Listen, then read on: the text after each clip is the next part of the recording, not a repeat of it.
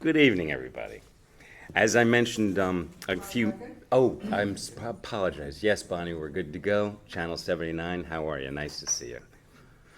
We're ready to go. Okay, as I mentioned a few minutes ago, the first application is a continuation of the application of Wilder Gleason on behalf of William Hausberg to allow the construction of a replacement two-story residence with mechanical equipment at the property known as 8 Pratt Island. I waited for member Mr. Green to attend because he was here in the first hearing of this application, and I wanted him here on the second. So I appreciate your patience in waiting. Mr. Gleason, the floor is yours, sir. And can I just add that Dan was on the panel last time. He's not here. I reviewed the video in total from last hearing, and I'm sitting on the panel now. Great, thank you. Appreciate that comment, Kevin. Good evening. Apologies, I'm wearing a mask because I've been fighting a cold. Not COVID. I am not COVID positive, or I wouldn't be here. But this is for your protection as well as mine. We appreciate it. Thank you. And I hope if I'm muffled or someone can't hear me, you will raise your hand or otherwise communicate so I can clarify. It's better than the attic. Yes, it is. Yeah. Thank you. That was awful. That was. Jesus. This happens. In any event, yeah, that was pretty bad. So I wanted to make some comments about a staff sketch which purports to demonstrate that the proposed house could be relocated to conform to all setbacks. And that sketch was provided to me by email at 5 p.m. yesterday afternoon. It does not include any space for placement of the pool equipment, or the generator. And it does not conform to the recommendations made by the town's FEMA expert, Rick Talamali, during a meeting we had with PNC staff and Woody earlier this month. I'm not going to address that, but as your Dee Schleicher of Race will address that because that falls within her expertise. All right, before you go on, can I just make sure that we understand, or I understand, which sketch you're talking about? All right, Is it this one? It's that sketch, Okay. and there's the second page of that sketch. Yep, I got it. Okay, just That making sure. purports to show that we could move the house entirely into the setbacks without any problems. We just have to shrink the pool. And we do not agree with that sketch, Okay, and do not feel it, and we believe it does not assist your decision as to whether a variance is appropriate for this proposal. Now, at the last hearing on September 28th, several concerns were expressed about the location of the mechanicals 25 feet from the McLaughlin residence, and a question was raised as to whether the house could be moved further from the McLaughlin property line to provide the minimum adjustment necessary for the finding you need to make under applicable law. We submitted revised architectural plans and a site plan and revised letter from Race last week, along with my cover letter summarizing the changes and outlining a new hardship, which we had not stressed or indicated in our prior presentation. That hardship is the change in the mapping of the VE zone during the 2013 FEMA remapping. And that was shown, it was not shown as dramatically as our presentation tonight will show, because I happened to represent the Billharts in 2000 when we got a variance to build the house that exists there. And so I had the survey with the VE zone mapped on it, and we've prepared a slide showing the old VE zone and how it affected the property, and the new VE zone, and the change is dramatic. What was probably 10-15% of the property along the coast is now closer to 25 to 35, maybe even 40% of the property. And there is this constraint on development because of that, in addition to the setbacks. The sketch that Woody provided that you said you saw has a demarcation of the velocity flood zone. Yes, Did he mark it correctly? I did not check that. I haven't had a chance to confirm that. I wouldn't challenge him on that, but there are recommendations from Rick Talamali and DEEP about making sure the house doesn't get too close to the flood zone line. And if you get too close, they're going to interpret it as being in the flood zone and add additional requirements to it. So, Well, have they put that on a map? no. When you say they, you mean Rick Talamale or Whoever you're s- DEP? Right, whoever you're citing and saying, don't go here. It'd be nice if they presented that on a map saying, don't put a house here. Well, our original plan, which we have revised, had the patio closer to the house, closer to the VE zone. We've pulled that back. They said any structures related to the house create that issue, and I'm going to have as your deed address. Patio. Yes, Okay, see, and the I'll just tell you pool. what I'm struggling with. Yeah, Forget the pool for a second. What I'm struggling with is a clean slate project. You are tearing down a house, so you have a clean slate property. And this property, unlike many other properties that we see, seems to have a sufficient buildable area. Now, you might say, well, the buildable area that is established by setbacks is not actually the buildable area because of another force of nature, being the flood zone. But I'm struggling with the fact that you're presenting a piece of property that has a sufficient buildable area to build a home on. Doesn't it? it has a buildable area. There have been numerous variances in the area, as we've talked about. This area has, so, You mean the island? the island, yeah. Yeah, but that hurts your case a lot. Because that means if every lot in the island is similarly burdened, that hurts your case as to demonstrating why this one is unique. I understand that. Okay, so, let me go back to the question. Does this property have a sufficient buildable area for your client to construct a house? It depends on the size of the house. Not every piece of property can. I understand. You know, different pieces of property can house different size, or hold different size houses. If we deny this variance, are we denying your client the economic benefit of this lot? I believe you are, in light of what he has now and what, He can keep what he has now. well, he can't if he wants to comply with FEMA, and if he wants to comply with FEMA, he has to lift the house. Right. And that's been done. That has been done. Right. In this case, it makes sense in my mind for you to be approving something that is less intrusive because of the reduction in nonconformities and the more compliant with FEMA, and that alone gives you the grounds for granting a variance here. And we have Completely compliant. Isn't that our goal? your goal is to do justice and to act in a reasonable manner. It's not to, we are reducing nonconformities very substantially here, as I'll review at the end of the presentation. But that, you have two grounds. One is hardship, and the other is reduction in nonconformities. And then I think it's up to you to decide whether or not you want to force everyone, when they have a small buildable area with a $6.5 million lot on waterfront with a 270-degree view, if it's reasonable to have them build a tiny house with no pool, because that's the consequence of what you're suggesting, Gary. And if you look at the map of that whole area, that's not how it's been developed. And if you're going to interpret it that way, then I just think that's really draconian, given the sacrifices that this client is making in reducing impacts and making it compliant with FEMA, and the movement that he's already made to move the mechanicals to comply with setbacks and to comply with the dictates of the FEMA technical director in town and comments of DEEP, which are part of our presentation. So I thought it would be helpful to provide you with some background. And I would ask Jake to sort of come up and make a presentation as to why we're here today and how we got here. Jake Watkins, Roger Ferris and Partners. So part of the comments from last presentation were if we roll through and we all know the site and we know the existing conditions, these are clearly all the boundaries and all the constraints that are on the site.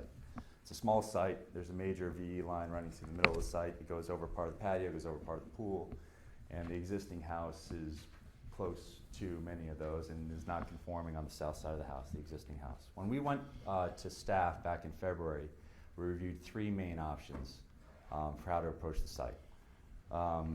We took the existing condition and looked at, to your point, just raising the house in its existing position, which would mean raising it anywhere from 3 to 4 feet, depending on which portion of the house, and because the elevations of the first floor are all different elevations. That would make the whole area on the south side less conforming. It'd be higher, you'd have more mass outside of the setbacks, and it would not begin to resolve any of the patio, pool, or anything that's currently over the VE zone line, which Rick Talamari has stated several times he's not a big fan of. We also looked at another option that basically keeps, this is the existing condition, the south side of the house, makes that conforming, adds on to this portion, approximately the same amount of square footage of the existing house, about 5,700 square feet. Trying to keep everything within this envelope, existing envelope, but still nonconformities, pool nonconforming over the VE line, and stone patio over the VE line as well. We looked at a third option with staff in February that basically said, all right, so what if we demolish the existing house, build a new house? The new house is smaller, it's conforming in every way, shape, and form with FEMA regulations. It's more conforming from a setback on the south side. It pulls all the patio space and the pool within the envelope of both the VE line and the building setbacks on the north side of the house. This is what we presented last meeting to you. The 2 points that, or 3 points that you wanted to look at were: 1, what are the variations that we've looked at in the past, which we're showing you now? 2, is there any way to move the house further away from the property line? 3, this corral of mechanical equipment is close to the neighbor. Neighbor previously signed off on this, but we took that into consideration and we're putting forward another option today to you that moves all the mechanical equipment away from the south side of the house. It's either inside the house with a geothermal system, or it's outside within the building setbacks next to the pool area over here. We increased the building setback from the south property line from 28 to 30 feet. And we did so in discussion with Race Engineering to make sure that we're not pushing the entire house in the pool too close to the V line to negate all the calculations, moderate wave action that have previously been reviewed. And Race can talk more to that as well. But that's currently where we are right now, and those are the additional compromises that we've tried to make to address your concerns about the layout of the house and the rest of the site. Jake, how big is that house, the proposed house there? That proposed house is 3,100 square feet. From 5,300 was the original? 5,300. Sorry, that house is actually, 2,900 square feet 2,900 from 5,300. from 5,300. This, you did not put this up. Are you going to talk about this? This is an option that puts everything in the zone. That doesn't put everything in the zone. That makes it an unusable pool. It doesn't have pool equipment, and it brings the house too close to this VE zone line. Because one of the things we asked is, could you, to Gary's point, you're starting with a clean slate, could you put everything you want in this zone? And if you did, would you end up with an 1,800 square foot house and basically no pool? Is that what you're saying? That's what I'm saying. And furthermore, I don't know if it would work. There's another letter coming up that I'll ask Azure D to address as well, because this does address if we move the house or the pool further north as it states.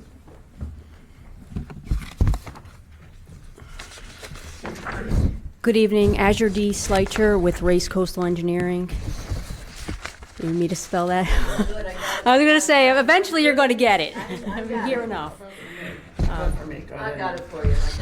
All right, so we're coastal engineers, and what we do as part of the evaluation for waterfront properties in the coastal site plan review process is, in accordance with Section 820 of the zoning regs, we look at the impacts of the proposed development on the FEMA flooding parameters. And so we use FEMA models to look at wave height increase, potential for increase, wave run-up, wave reflection, and any adverse impacts with respect to flooding that could be caused by the proposed development either on this property or on adjacent properties. And so as part of the record, my office submitted a flood compliance review statement indicating those analyses that we did, and that based on the previously proposed site development plan that was before you last time, that the project would not have those adverse impacts with respect to flooding in accordance with Section 820. And so when we do that analysis, the civil engineers, the architects provide us a plan. We run our analysis on that plan. And it doesn't always pass on the first time. And in this particular case, we looked at 3 different site plan grading and house placement, pool patio placement options with the project team before we came up with one that we could certify as not causing adverse impacts to the flood zone. So it is a very site-specific analysis. Site plan, planimetrics, grading, fill, all of that is very specific to our analysis. And so, like I said, we had blessed or said that we could certify that previous site plan. And so what happens when we push the house further closer to the V zone is that we have to adjust the slopes and the grading and the fill, and we're also having now vertical structures that are closer to that V zone that are then have the potential to cause wave run-up, wave reflection, and all of those adverse impacts. So as indicated in our subsequent October 19th letter, we don't advise against pushing it closer to the flood zone. And that is also consistent, again, with Rick Talamelli's comments as well as Deep's, to try and keep everything as far away from the V zone as possible with clear and meaningful separation of structures between A zone and V zone. And so that is the proposal that you have before you from our team, where I think it's approximately 5 feet of distance from the corner of the house to the V zone. Now the proposed markup by Woody has the house, just inside that V zone line, probably less than a foot of distance, from that V zone line. And so I would say that that's not necessarily clear and meaningful separation, but again, it also from the site analysis and flood zone impact perspective pushes everything closer. It changes the grading around the house and all of those things that has the potential to cause those adverse impacts. So Jill, all things being equal, you think this is the best plan? What they've put forward is the least impact on... Of all of the plans that we evaluated, yes. And again, we looked at 3 different scenarios, different grading scenarios, different, obviously Couldn't the house can't you use more of the buildable area here? Instead of, create and even move it further away from the V zone? I think the way it's shown there's other setbacks. No, here's the buildable area. Can't you turn it and have a... That would be the architectural question in relation to, what they're looking for. Wouldn't that be further away from what you're concerned with? It could be. Again, we'd have to look at the grading and how everything else works with patios and the fill that, would be elevating the house. But, Okay. It's not, it's possible, but again, it might not achieve the aims of the owners. But it might move it further away from the V zone. Possible. And it might move the pool and the patio closer to the V zone too, because there are always impacts on that as well. Just to finish what I was saying before in terms of the options that were put in front of the staff in February, when we looked at all these options, including just simply raising the house, they actually thought that this proposed plan was the best option put forward to you, of all things considering, and that it was the least obtrusive. And certainly for the site, it was the least impactful from the existing conditions that are there. And it's been vetted with race, and it's been vetted with Rick Talamari. Actually, the additional step that we took even further, if we go back to the plan just for a sec. The latest plan actually shows this whole patio further separated and further pushed away from the VE line. And that was something that he wanted us to do further. If there were no pool in this plan, couldn't you build a much bigger house? I don't know if you could build a much bigger If you house. rotated the whole house, made it, I don't know which is north and south, more east-west, I guess. We're building a 3,000 square foot house, and it's a simple, and there are Couldn't you certain, build a bigger house and still within the setback? I mean, you can build a smaller house too if you don't include a garage, and you don't include an extra bedroom, and That's not what I- Wilder was saying, is that this is a significant piece of property and it deserves a bigger house. It's a significant piece of property that deserves the house that the clients want, which is this. It's the house that they are looking for, and there's also certain amenities too, just in terms of basic outdoor spaces and pool spaces that one might expect in a property like this. I think you'd be hard pressed to find a single property in Darien, Connecticut that's being built on the waterfront that's as modest as this house. Well, what I'm saying is, you could build it big. If you reorient. You could. I don't know where you're going with that. It doesn't have to be as modest as you're saying, it could be a significant house. All within the buildable area. I think that we've, at least in Woody's diagram that he put forward to you yesterday at 5, there are certain environmental conditions that restrict moving the house like you're saying so frequently. No, I'm They not would- saying it flippantly, I'm saying we're gonna flip it. I- Move it. And then it's further away from what? There has been a lot of evaluation put forward to this. Okay. And even in the short evaluation that Woody's done as well, it's pushed the house much closer to the VE and made unusable areas and not have mechanical areas that are necessary to service the house and the pool. Jake, before you leave, can we just review for the record what the reductions are? You've taken the house, okay, thank you, Thank you. thank you. Available for more questions. Okay. I thought I'd pass out to everyone.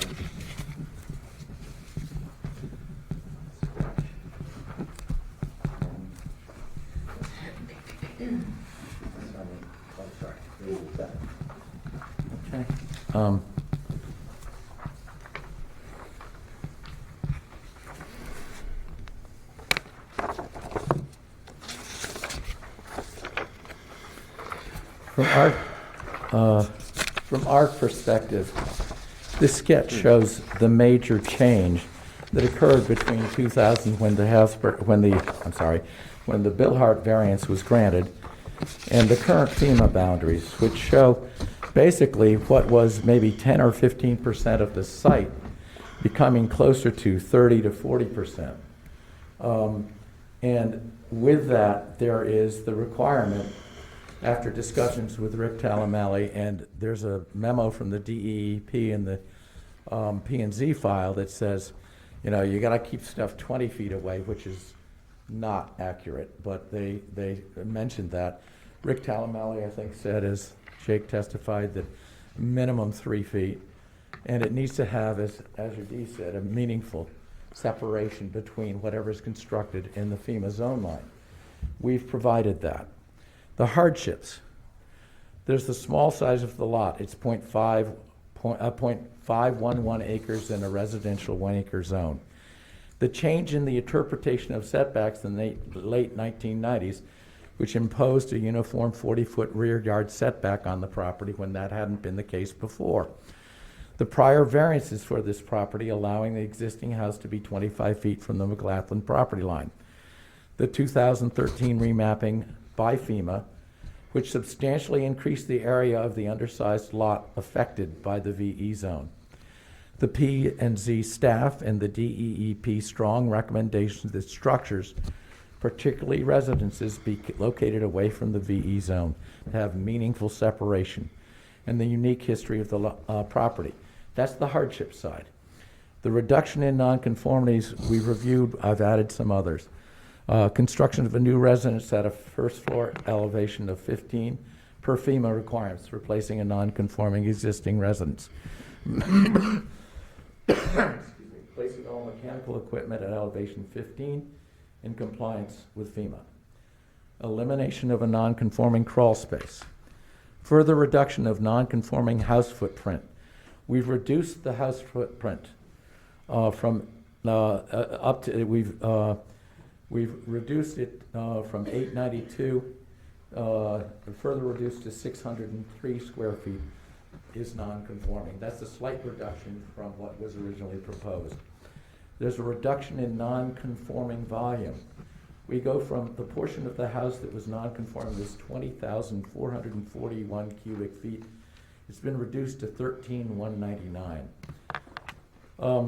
The increase in house setback, the 25 feet existing has increased to 30 feet. All mechanical equipment is located within the 40-foot setback. So we think we've made major changes. We think your obligation is not to be draconian and say you have to build absolutely within the zoning. There's within setbacks, if there's any reasonable possibility of doing so, in light of the major changes we're making in reducing nonconformities. I think that gives you flexibility from the minimum adjustment. I think reduction in nonconformities is a substitution for hardship, but combined, we are doing something that's reasonable and appropriate for the neighborhood. This is an application that is not overbearing.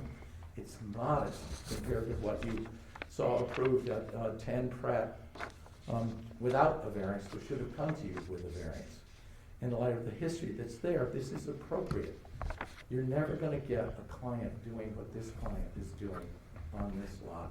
And we feel it's reasonable and appropriate, and you've got a hardship, you've got a reduction in nonconformities that allow you to proceed and approve this application.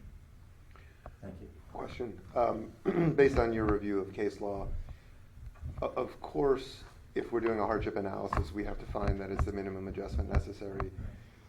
Is it your view that if we are not doing that analysis, but we are granting a variance because of a reduction in nonconformance, that we don't have to look at whether it's a minimum adjustment necessary? I have not seen a case on that, to be frank.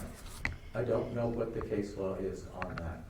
I know that reduction in nonconformities is a second avenue of relief from the hardship requirement, and that when combined with the hardships that we have, I think we really, you have flexibility in a situation like this. And oh, by the way, did we point out that every neighbor has signed off on this? Naturally, our clients who are neighbors have signed off. But the McLaughlins, again, wrote a letter, and they looked at the specific plans. They looked at them before. The Housebridge showed them the plans with the equipment right there. But they went back and said, we're moving the equipment because ZBA would like us to do so. And so Peterman and Gloria McLaughlin, who are the most directly affected neighbors and own both properties that have bought our property, this particular lot, have said, please approve this. They said, as the we reviewed the plans. We support their application for a variance. We are aware that the mechanical equipment will not be located outside the southern side of the proposed residence.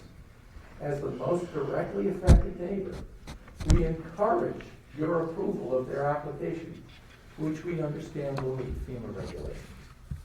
I mean, we've got really strong support from the neighborhood. You're not going to have an appeal if you approve. If you look at the map here, I'm a little confused about the setbacks here. Driveway comes in from the right-hand side. Correct.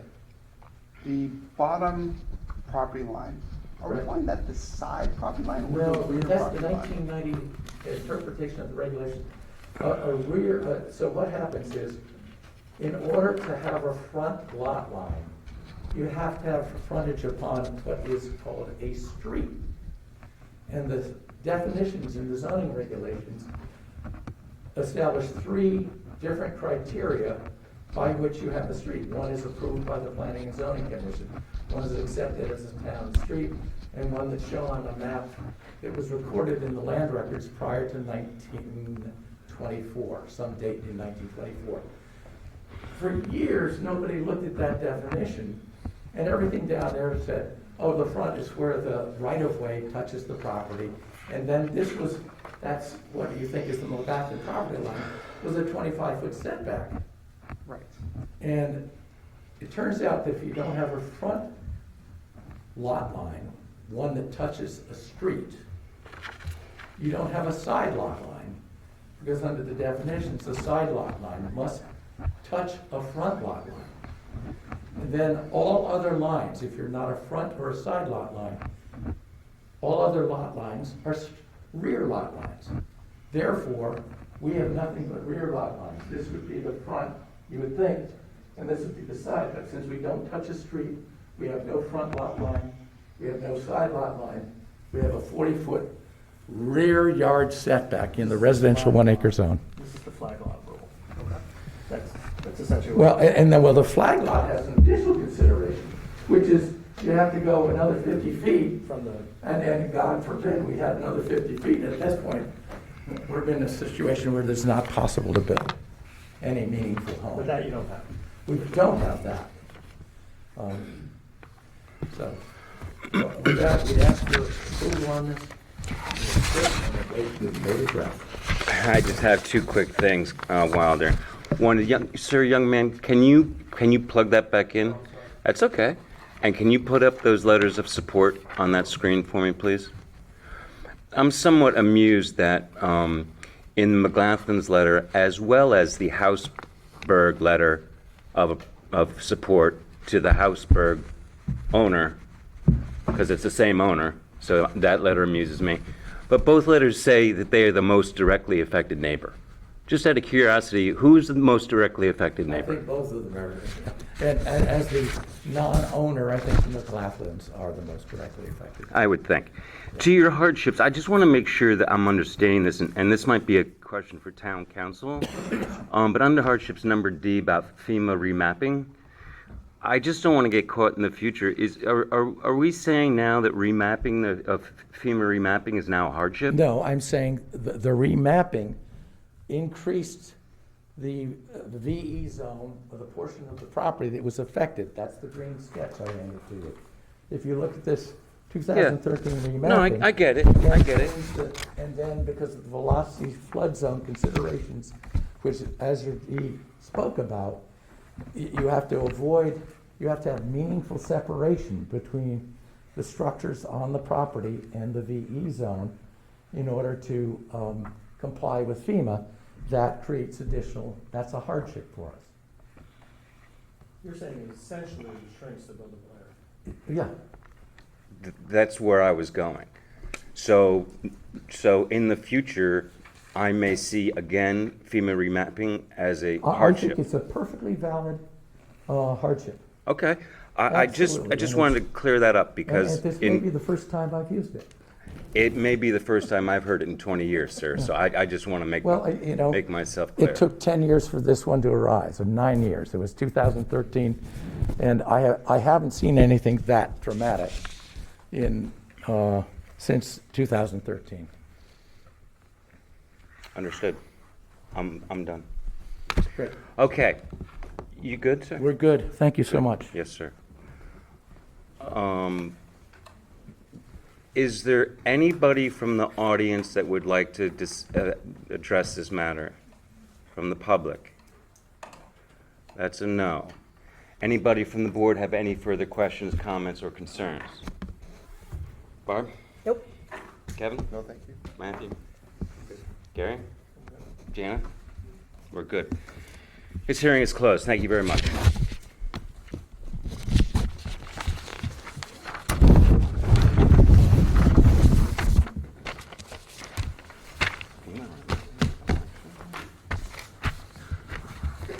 What?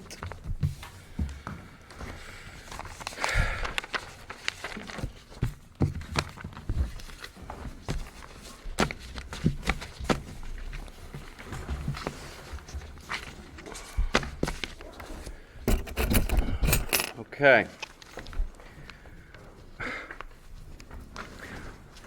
Well, I'm not going to get this name right, but I'm going to do the best I can, okay? We're going to move on to calendar number 18-2022. Excuse me? Oh, I apologize. My bad. You're correct. I apologize.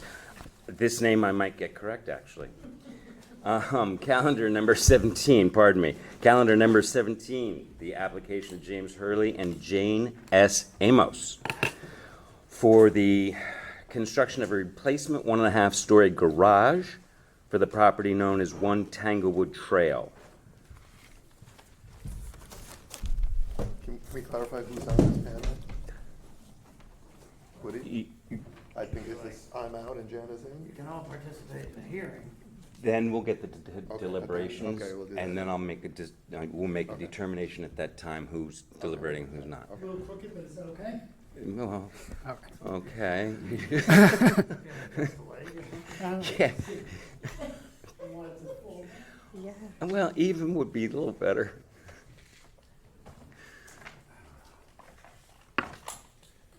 There you go, that's perfect. Close? Thank you, sir. Now, if you could introduce yourself for the record, that would be terrific, and the floor is yours. All right. My name is Dominic Cartelli with Cartelli Designs, LLC. I'm here with Cartelli, C-A-R-T-E-L-L-I. I'm here with Jim Hurley, the homeowner at 1 Tanglewood Trail. There he is.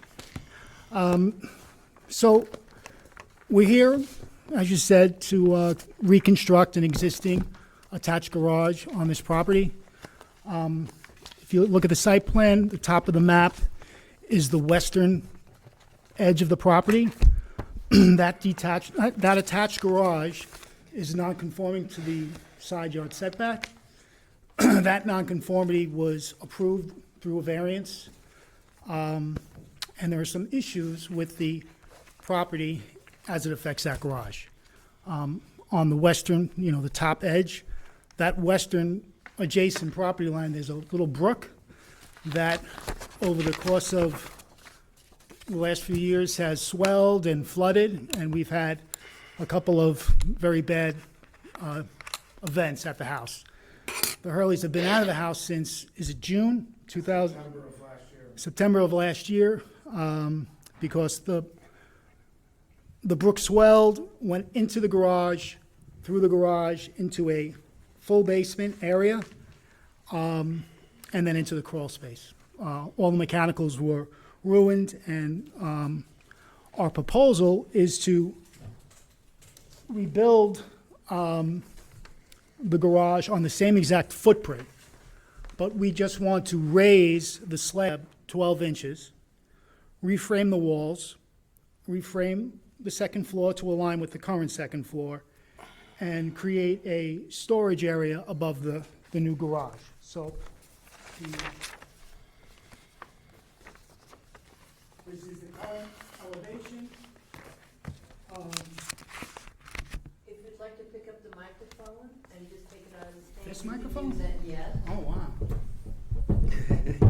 Have for- Technology, sir. So the problem is when the water would come in through the garage, it would flow into this middle connector space. And that little 8-foot area was the full basement. We had the whole bathtub effect of the water coming in. So what we'd like to do is rebuild this garage and raising it slightly. Do some other renovations, but this garage is up, this slab is up 12 inches. And the basement area, there will no longer be a basement. We're gonna put the mechanicals on the first floor. And we'd like to have, we only have one area for storage, we have no basement storage. So we'd like to create this area on the second floor for unfinished storage.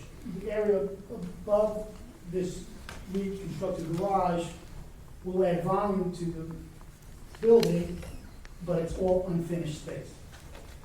So this line indicates the portion of that garage that's the nonconformity. So other than what's being caused by the lifting, Yes.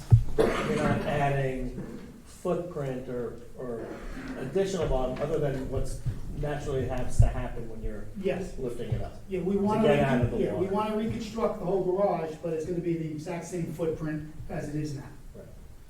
And Jim, did you look at any other places to put the garage? I'm Dominic. Jim's I'm sorry, home. I'm sorry, Jim. Not a Jim. problem. Dominic. So if you look at the site, You need to, oh, I'm sorry, I'll stand over this. thank you.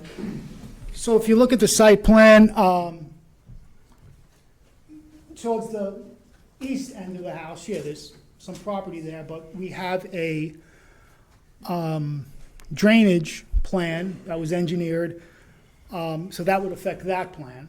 And then you would have to totally rework and renovate the house to kind of situate a garage in that. The other thing is, the cross street and the driveways to the adjacent neighbors are right there, so I don't think it would be the best thing for the street if we were to go to that extra. It just wasn't something that would Fine, would just wanted work. to know. You know, there's a lot of factors to that. Okay.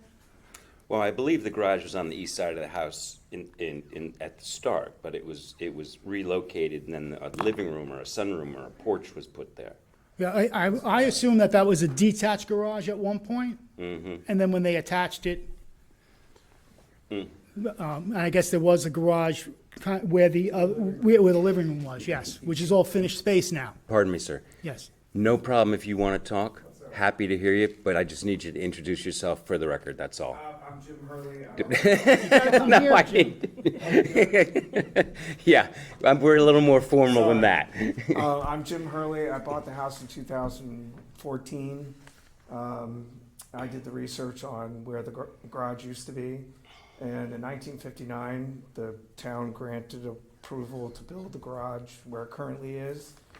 And then in 2003, the town approved that the house be attached to the garage. The biggest problem that we have is they also granted permission to build that basement. They built it below the water table. And it's a disaster. I've got 2 sump pumps in there that are running 24/7 to keep it dry. And to show the effect, so if the house is 4,500 square feet, half of that's the first floor, most of it's crawl space. There's 3 sump pumps that are rarely ever running in the crawl space. The 2 that are in the basement, they're 1 foot apart, they're always running. And even in August and September when we had that drought, they were still running. So if we filled the basement, and by the way, I've been there when the pumps fail, the water only comes up like 2.5, 3 feet. So when we say to you, we want to raise the basement to meet the crawl space, the evidence of why that's enough is the water never comes up to the crawl space. It stays about 2.5 feet below the crawl space. And then the other problem is when they granted permission for the standalone, they built the slab at grade. So the slab is a foot below the foundation. The foundation does a wonderful job bringing the water around the house, but it comes to the slab and then pours in the basement. Yeah, So that is why we're asking. got it. Thanks very much. And when Yep. you keep saying basement, the basement is only under the existing garage? No, No, it's sorry. under- The Sorry. basement is adjacent to the existing garage. So when they granted permission to connect the house to they wanted to get all the mechanicals out of the middle. Yeah. You think of a typical colonial, it's always in the middle on the first floor. They buried them, but they buried them below the water table. Got it. So Okay. I gotta get them out, Yeah. and then I'm losing, so what I'm gonna do is you can see this door right here, can you see that? Mm-hmm. This is where that connection was made, the basement's under here, this is a slab on grade, so the water pours in down there. What we're gonna do, there's a stairwell here, we're gonna sacrifice that stairwell to put the equipment in the first floor. Okay, And then that's why we're asking for that storage, because they no longer have. understood, Okay. understood. We good? Okay. Yes, thank you, Bonnie. Thank you, sir. Appreciate your explanation. Thank you. Do you have more to add, sir? No? Okay. Do you have anything to ask us? That's just what I'm gonna do. I'm gonna go to the board for questions. And Jana, why don't you start if you like? You'll defer? Okay, Gary? My question was answered. Done? All set. Can you just give us a little more feedback on how consistent the flooding issues are? Has it been 1 or 2 instances where aside from the water coming up from the water table, how consistent, you've had an issue with the brook bubbling over and coming in, either one of you? So, the neighbor to my west, who's at 3 Tanglewood Trail, they've been there since the 60s. I think they bought it in 1969. They have no recollection of the creek ever flooding like that. Tom Taylor, who lives at 4 Tanglewood Trail, has the same response. That's the only facts that we can give you. And since I've been there, it's only happened. This was, remember, in July of 2021 was the first one. It rose up, went around, and then that was considered a once in a 50-year storm. And then the second one was September 1st, Hurricane Ida. That was considered a once in a 100-year storm. So that's when I brought in Dominic. I brought in Wayne from Fairfield Engineering. He too hadn't seen it.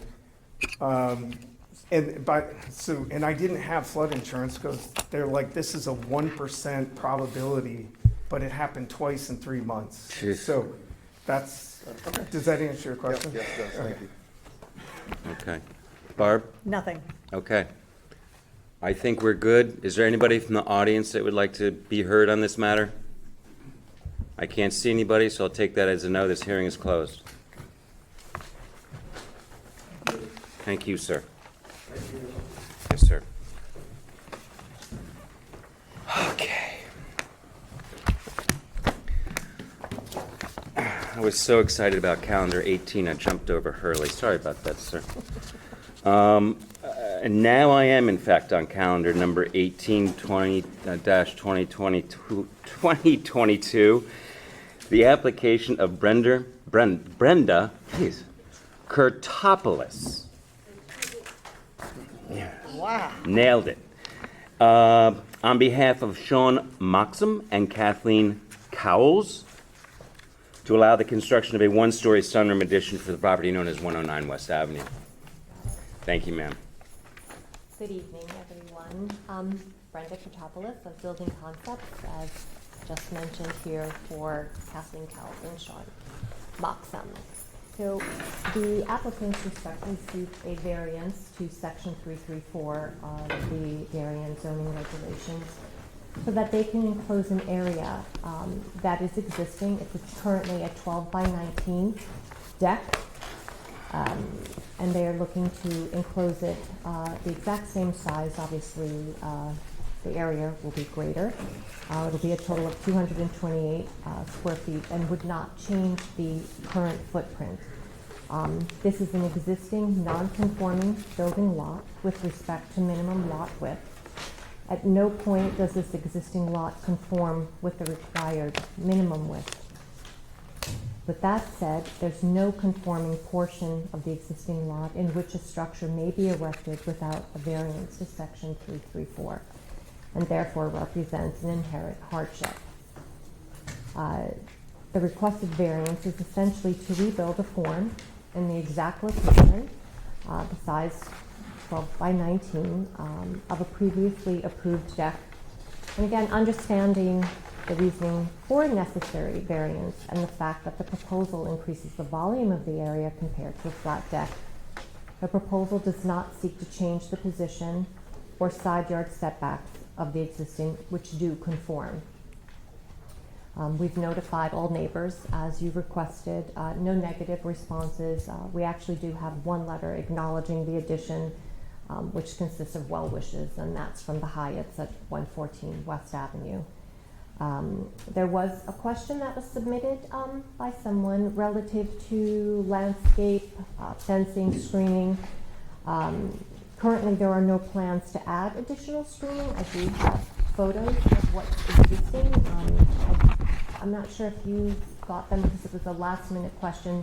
I did upload them to the site, so I'm not sure if they've been printed, but I do have copies if anybody would like to view them. Okay, Is the Hyatt letter part of the record? no, that's recent. I do have a copy of it though. Would you Actually, please submit it for me? sure. It's in the Just form so of I have a it. card, sure. That's fine. Again, I think you mentioned that the drawing's clear, but I just want to, it went by quickly. this deck does not, is in within the side yard. Correct. I mean, you're not violating the setbacks. No, not at all. That's the limit.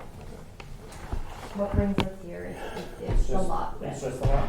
Right. And I can see here and here, but I don't, do you have a sense roughly what the average width of the buildable area is on this lot? Sure, so if, okay, so the minimum lot width is 80, and I guess there is there's something that regulates that 334, where you have to use 75% of the minimum lot width, which gives you 60 feet. So this existing lot width ranges only 58 feet at the street to less than 35 feet at the rear. And where we're proposing the work, it's 49.8. So we don't even meet the 75%. But there is a little bit of buildable area in there, right? Is there some buildable area on the lot? No, there really isn't. Nothing conforms. The entire lot is non-conforming. setbacks, it does. If you look at the red. Yeah, that's what I'm Oh, relative to the 15 and setbacks, right, yes, right, yes, yeah. and we're not The second- changing that. Right, no, I understand One that. time, I understand please, that. just one at a time. I'm just trying to create a record for that. So do you have a sense of the width of the buildable area, roughly? If we were to look at, Right, this area here. My guess is it's about 25 feet. Yeah, something like that. I just want for the record. it should be, it's noted right on here. So the width here is 49.8. So on the, to the right of the existing structure, there's 10.3, so that would give you 30 inches. And then to the left is 14.9. So 4.9? I think we're. About so 5 The lot's feet? about 50 feet Yeah, right, wide. right. 15 feet on one side, 10 feet on the other, leaving you 25 Yes, feet right. of buildable area. At its widest, I guess, or in this area here, because over here it's only 35 feet. Yeah, right, okay. Okay, so as a general matter, at a portion of the lot where it's at about its widest, there's about 25-foot width of buildable area, and at its most narrow, there's probably only about 10 feet. And second question, is that configuration of the lot unusual for this neighborhood in this area? No. You sure there's a lot that are that narrow? Well, let me just rephrase. It would help your case if you can tell us that this is unusual in that area, that there's a lot this narrow along West Avenue there. Is it the case that this is an unusual lot configuration in the area? I wouldn't say that it's an unusual lot, and I know you think that would help my case if it was, Okay. but the fact is, it's not. And, you know, I know you say don't compare to the other lots, right, because everyone is unique. This particular lot, we are, you know, they were granted a variance back in, I think it was 2013, it was when the house was originally built.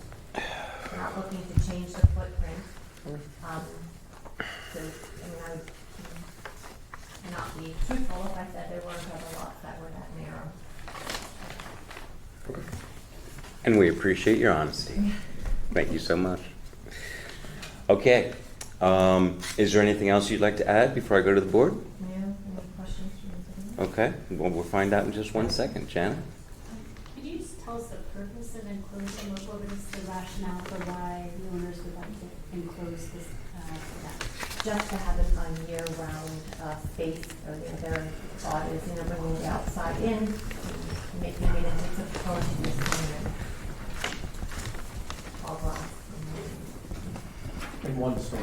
1 story, 10 feet for at its height. And I may go there too with nothing allowed to be built on top. I think- It's very wet there. You're not raising this or anything. It's already high, right? This house is built up. Correct. Okay, no water issues. Okay, I'm good. Thank you. Ma'am, would your client agree to the stipulation that nothing be built above this structure? Absolutely. Okay. We appreciate that. Is there anything else further from the board? Is there anybody from the audience that'd like to be heard on this matter? Once again, I cannot see. I'll take that as no. This hearing is closed. Thank you very much.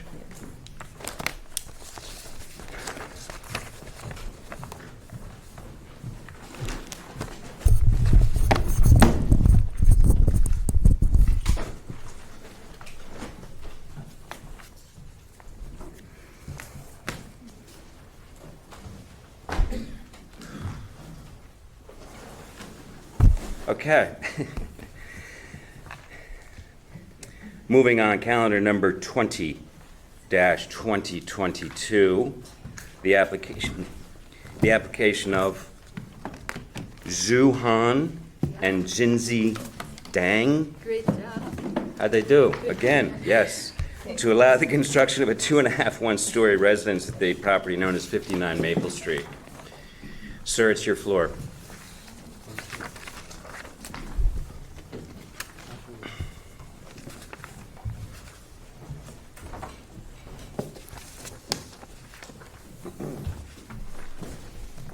The slide is not showing up for some reason.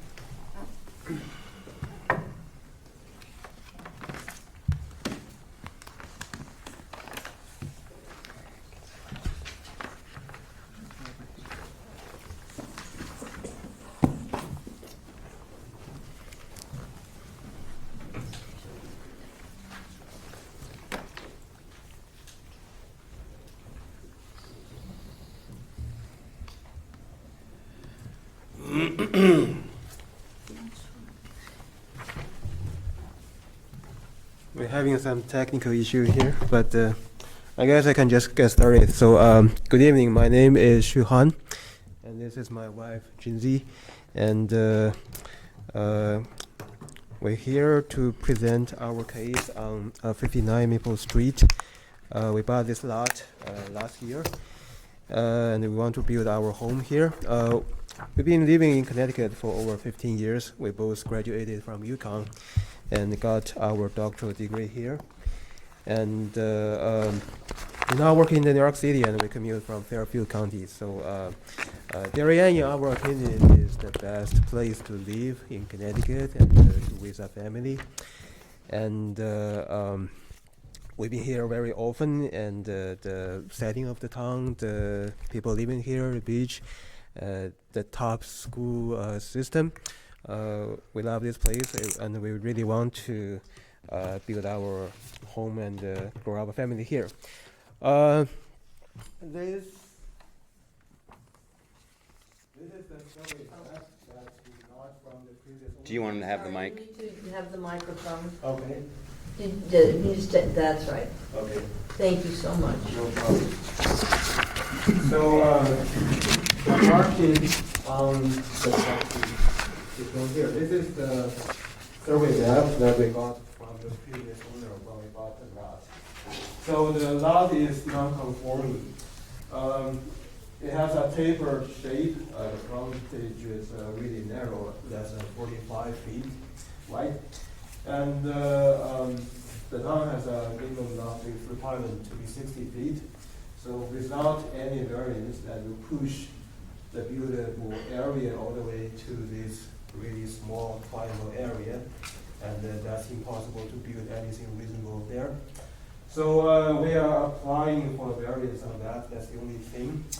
And I guess it's obviously for our the welfare of our own family, and also throughout this process, we talked to neighbors.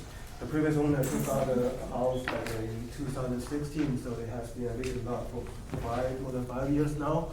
And all the neighbors we talked to, they also want to see a house built there. And I guess it's also for the benefits for the local people living there. Do you know where the prior house existed? Where on the lot? I mean, I actually have an old map, but I'm not included in here. It's roughly here. Is that a similar location as your proposal? It's reasonably close, but it's to the front. It's a smaller size, and yeah, I mean, it was taken out since 2016. So, to make it happen, we assembled a original team. We have been similar to our surveyor. We have Wayne from Air County Engineer to do the site plan and the drainage design. We have Hong McNeil, who's a licensed structural engineer. We have us do the structure design and the architecture drawing for the elevation views. So the next page here, I just want to show where the proposed structure is. So, as I said, the only variance here is the 60 feet lot width. All other things are following the rules. The whole house, including the eave overhang, the patio, AC, everything is within the setback requirement. So also the footage of this drawing is within the 20% limit of the coverage. So I guess that is everything. And also, so in the next 2-3 pages, I just show the detailed architectural drawing of the inside of the house. We have a small part of the attic. So this page is showing the second floor and the attic. So the attic, we have some small area finished, which is less than 50% of the whole second floor area. And this shows the basement and the first floor, also the finished basement area is less than 50% of the first floor area. Yeah, please stop me if you have any questions. So the next page shows the elevations. The height of the house measured from the central line of the roof is 28 feet, which is within the 30 feet requirement. The highest point is 34 feet tall, which is within 35 limits.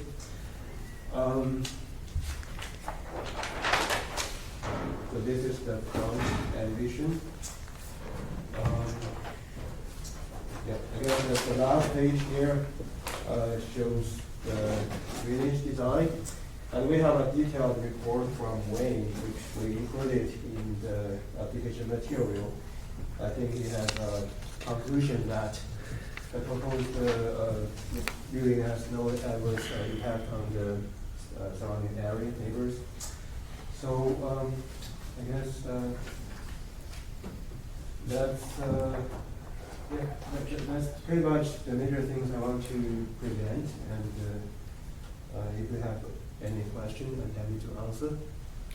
One question. Mm-hmm.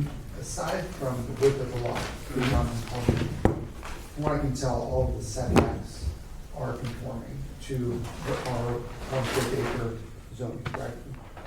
That is true. The side. That is true. So it actually shows on this page the distance from this side, I guess it's the left side. This here shows 8.2 feet, and here is 12.2, so it's within the setback.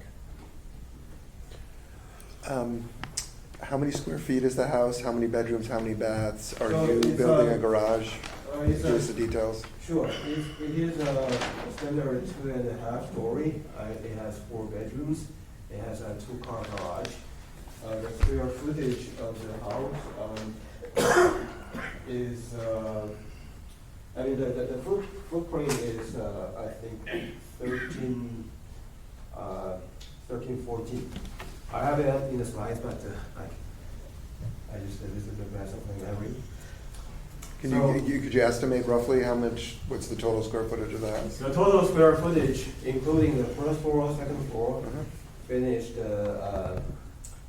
attic and basement, is close to 3,000, 29 something. And there's not complete uniformity on that road as to where the houses are set back from Maple Street. is this gonna be built, it's hard for me to tell, kind of looking at the vacant lot and then the houses next to it, where you're gonna line up. Yes, for, yeah, on the Maple Street,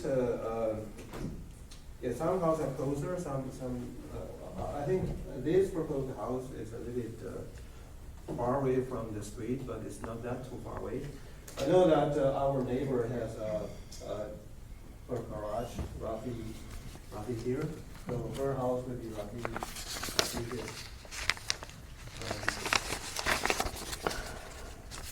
Do you have a plan for any landscaping or screening or anything else around the perimeter of the property?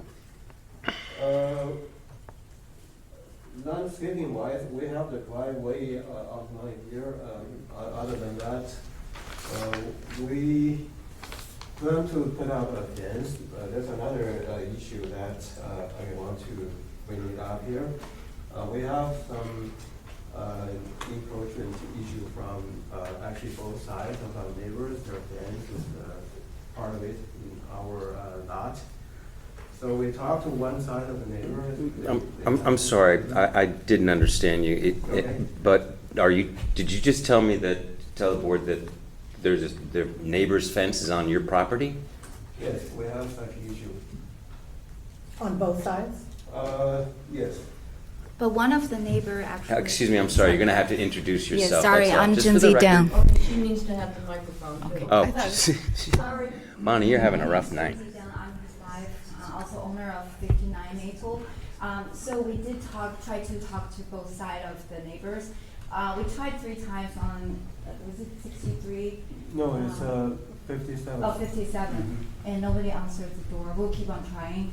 61, they agreed that they will let us do whatever we need to move their fence back into their property. So You're gonna pay to move that fence? Huh? You're gonna pay to move that fence? I don't really care that much, ma'am. It's really none of my business. I'm just making a comment. Yeah. Good for you. Thought about that, but they just say that there's no issue. Yeah. And also, I think the You have to, thank yeah. you. I think the condition of the fence is kind of poor, and I think they also want to have a better, newer fence built there. Yeah, I'm sure they do. You're a Okay. good neighbor. Yeah, I'll leave that between you and the neighbor for now, okay? Is there anything further you'd like to add? I guess. I have a quick question about the other side of the neighbor. If we can't, we will keep on trying to knock on the door. If we can't, speak to her in person, is there any way like we can get in touch with her to talk about this issue? Geez, I can't make any determination on how you can reach your neighbor, frankly. I would just say leave a note, write a letter. That would be good enough if we need to eventually, at the point that we need to build a fence. Well, if I'm understanding it, you want that neighbor to move the fence. Is that what the issue is? Right. Okay, then I would suggest, you can knock on the door all you want, but I would suggest a certified return receipt letter, FedEx, but a matter of record, and send them a note and have a discussion with them, and hopefully you can come to a neighborly agreement. That would be my hope. Okay? Thank you. Anything further? Great, thank you so much. Anything from the board? I'm not gonna do roll call every time, so. Quick question though. Yeah. Masonry patio, you're not gonna enclose that. That's just a stone patio in the back, correct? Yeah, it's a patio, grade level. Nothing overhead. And then that thing that says shed in the back corner, is that on your property? That is not.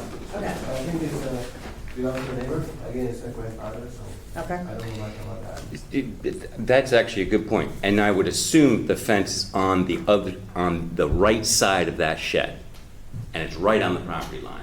There is actually no fence there. Oh. So it's just only like a small part, and its part is broken, so. Okay. Well, I understand completely. Listen, good luck with the neighbor, okay? We like good neighbors in this town, I can assure Any you. plans to put in the, what's that called? generator? No, probably a portable one, but not here. Okay, so I see the AC is there, that's the only outside mechanical. AC is here, Okay. it's still within the setback. Good, love it, done. I think the board is good, and I'm gonna ask once again if there's anybody from the audience like to be heard on this matter. And silence is golden, that's a no, this hearing is closed. Thank you very much, sir. And ma'am. Here we go. Yeah, I'm gonna need it.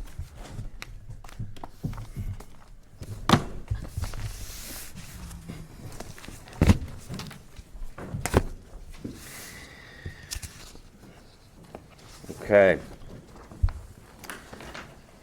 Best for last. Calendar number 19-2022, the application of Alfred Tibbetts on behalf of William and Elizabeth Jones to allow the reconstruction of a 1.5-story residence with additions for the property known as 2 Contentment Island. You know, Al, I'm reminded of a movie when the judge looks over his glasses and he says, "Mr. Tibbetts, what are you I was doing?" thinking more of Poltergeist and We're Back. No, I'm not a Poltergeist fan. All right, Mr. Tibbetts, introduce yourself for the record, please, and the floor is yours. My name is Al Tibbetts. Tibbetts. A name that has caused me great trouble throughout my life. I'm from Butler Tibbetts. I'm appearing on behalf of Bill and Bessie Jones. I have a team who know more about this than I do. But in any event, this has had a somewhat long history in front of this board. We originally applied back in June of 2021, July 2021, and we got an approval. The approval is based on maintaining, lifting the house, raising the foundation, and lifting the first floor and the second floor. And the approval has been interpreted, and I certainly understand it, that the existing walls need to remain in place. What happened was that the existing walls at the back of the house, and we have some pictures of those walls, consist mainly of these beautiful plate glass picture windows. And when the second floor of the house was lifted, they fell in. The walls in the front of the house, to a large extent, remained in place, but basically the lift didn't work. And so what we did is the town was contacted, work was stopped. We have made every effort to come before you with a alternative plan, but the main gist of what we're asking is, please let us build the house that you already approved, but just replace the walls that didn't stand the lift. Okay, can I don't like interrupting, but Oh, yeah, you're on the point that I'm a little confused about, because I'm aware of what occurred, but I'm not understanding it, and I'm not sure who wrote this letter. Did you write this? Does this look familiar? It reads here in part, after the dwelling was lifted and the straw walls had been either compromised or collapsed, it became apparent that the walls were not to be removed. I'm sorry, but that does not make sense to me. It became, I don't know, where'd this come from? Why would it become apparent the walls weren't supposed to be moved after they fell off? Woody, do you know where this came from? I've never seen this.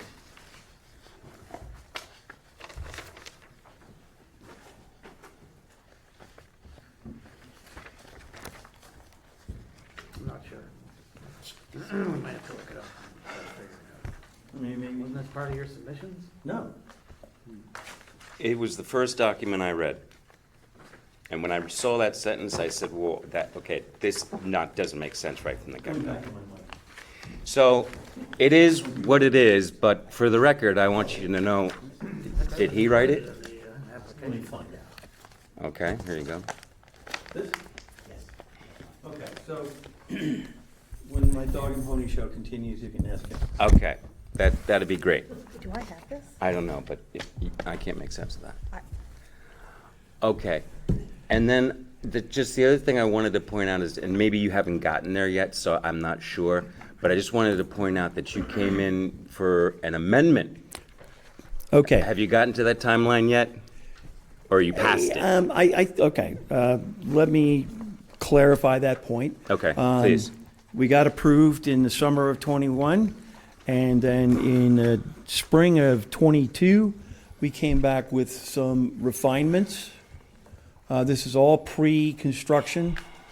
And so for clarity's sake, I'm just sort of treating it as all one approval. I You know, appreciate that. If I go into the woods on the 1B, then it's just gonna, I understand where you're going with that. The issue that I have is that I want to make it clear that when you did come back after we approved the original plan, there were issues. You then came back for an amendment. I want to make it clear that 2 out of the 3 members of that board denied that request. And those 2 people have law degrees. So there was something there to begin with that might have been seen as problematic. I just think that you're exhibiting a certain amount of reverence for lawyers that is not warranted.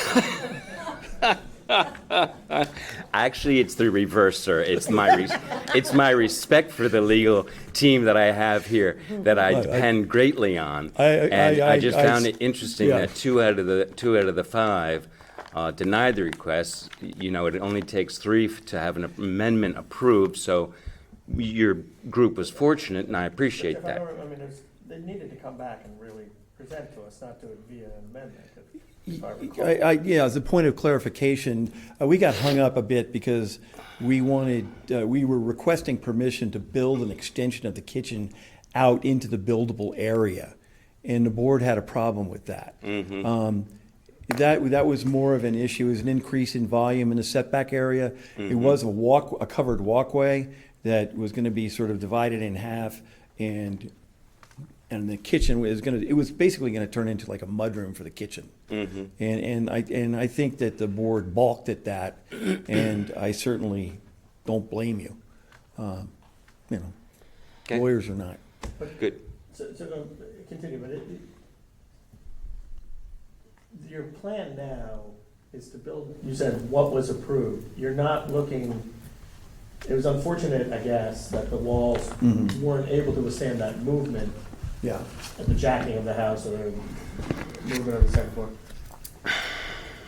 What else of the plan differs from the way the house would have looked had the raising, the lifting of the house been successful? We have a number of drawings that I'm going to have my team members go through with you, but essentially the house is actually smaller now than what was approved. They've reduced the volume of the house, and not it's the reduction of volume in the house is in the buildable area. So I don't think it's that big a deal, but it's a pretty small house. It's like 2,900 square feet, and it's a landmark house. The house was built in 1925, 1926, and the zoning regulations have changed to create a nonconformity that didn't exist when the house was built. You know, you got that 65 feet from the center line of Contentment Island Road, gives an extended front yard setback, and then the natural contours of Scotts Cove carves into the property and creates we have a front yard setback problem, and then also we have a minimum width problem because of there's a cut in from the water. So what I'm asking for is that you allow us to build what basically you originally approved. And we've met, I think, 4, perhaps 5 times with Woody, going over these plans over the last several months and refining them. And these guys have a lot of drawings here that I'm hoping gives you clarity and also provides a direct comparison to what was originally approved and what is proposed now. So I think with that, hit it, boys.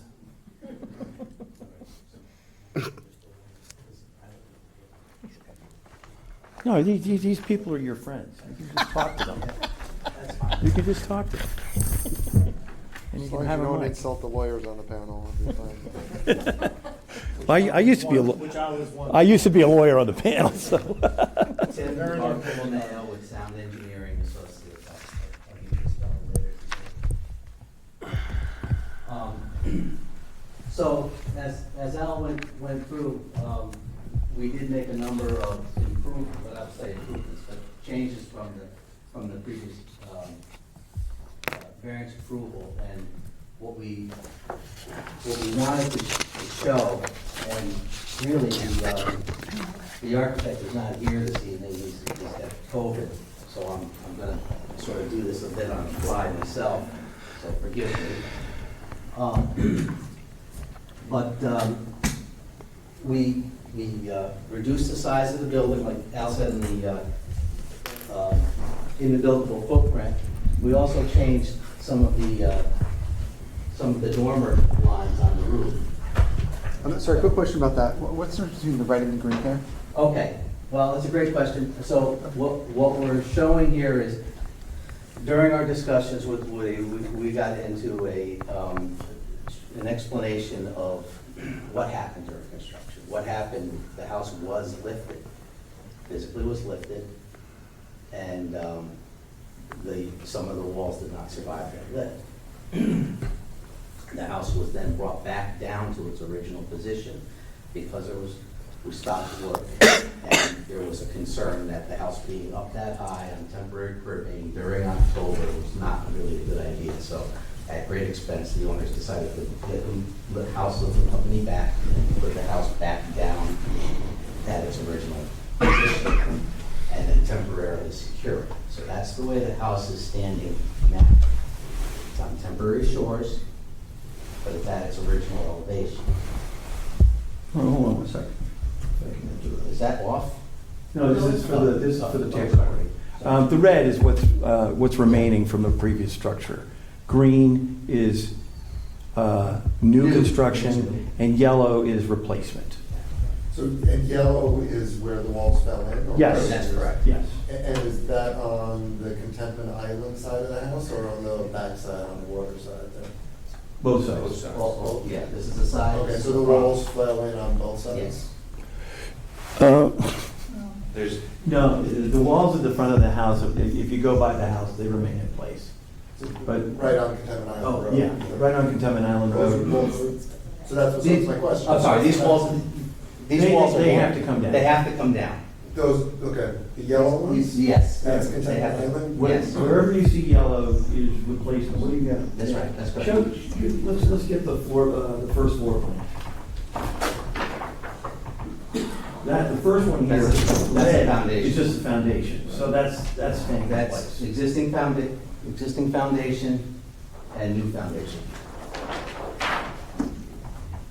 First floor plan? Yeah, so there, This is the walls. you can see the yellow going all the way around the house. These are the walls that On need to be here, replaced. Which of the yellow fell in during the lift? Just on this side here Just and the back. and on the rear. On the walls? And then why does the yellow in the front, even though it didn't fall in and survive the lift, have to be replaced? Because they will not, they are not sound. Okay? And based on whose determination? Mine. Right. This is new construction, the green, and the red is being reused. And forgive me for not knowing this, what is your background as an I'm a engineer? structural engineer. Okay, thank you. And then the second floor, we have the same thing. This section of wall came down as well. The red is existing to remain, and the green is new construction. And then we have a roof bend, same idea. The green is new construction, and this is all existing.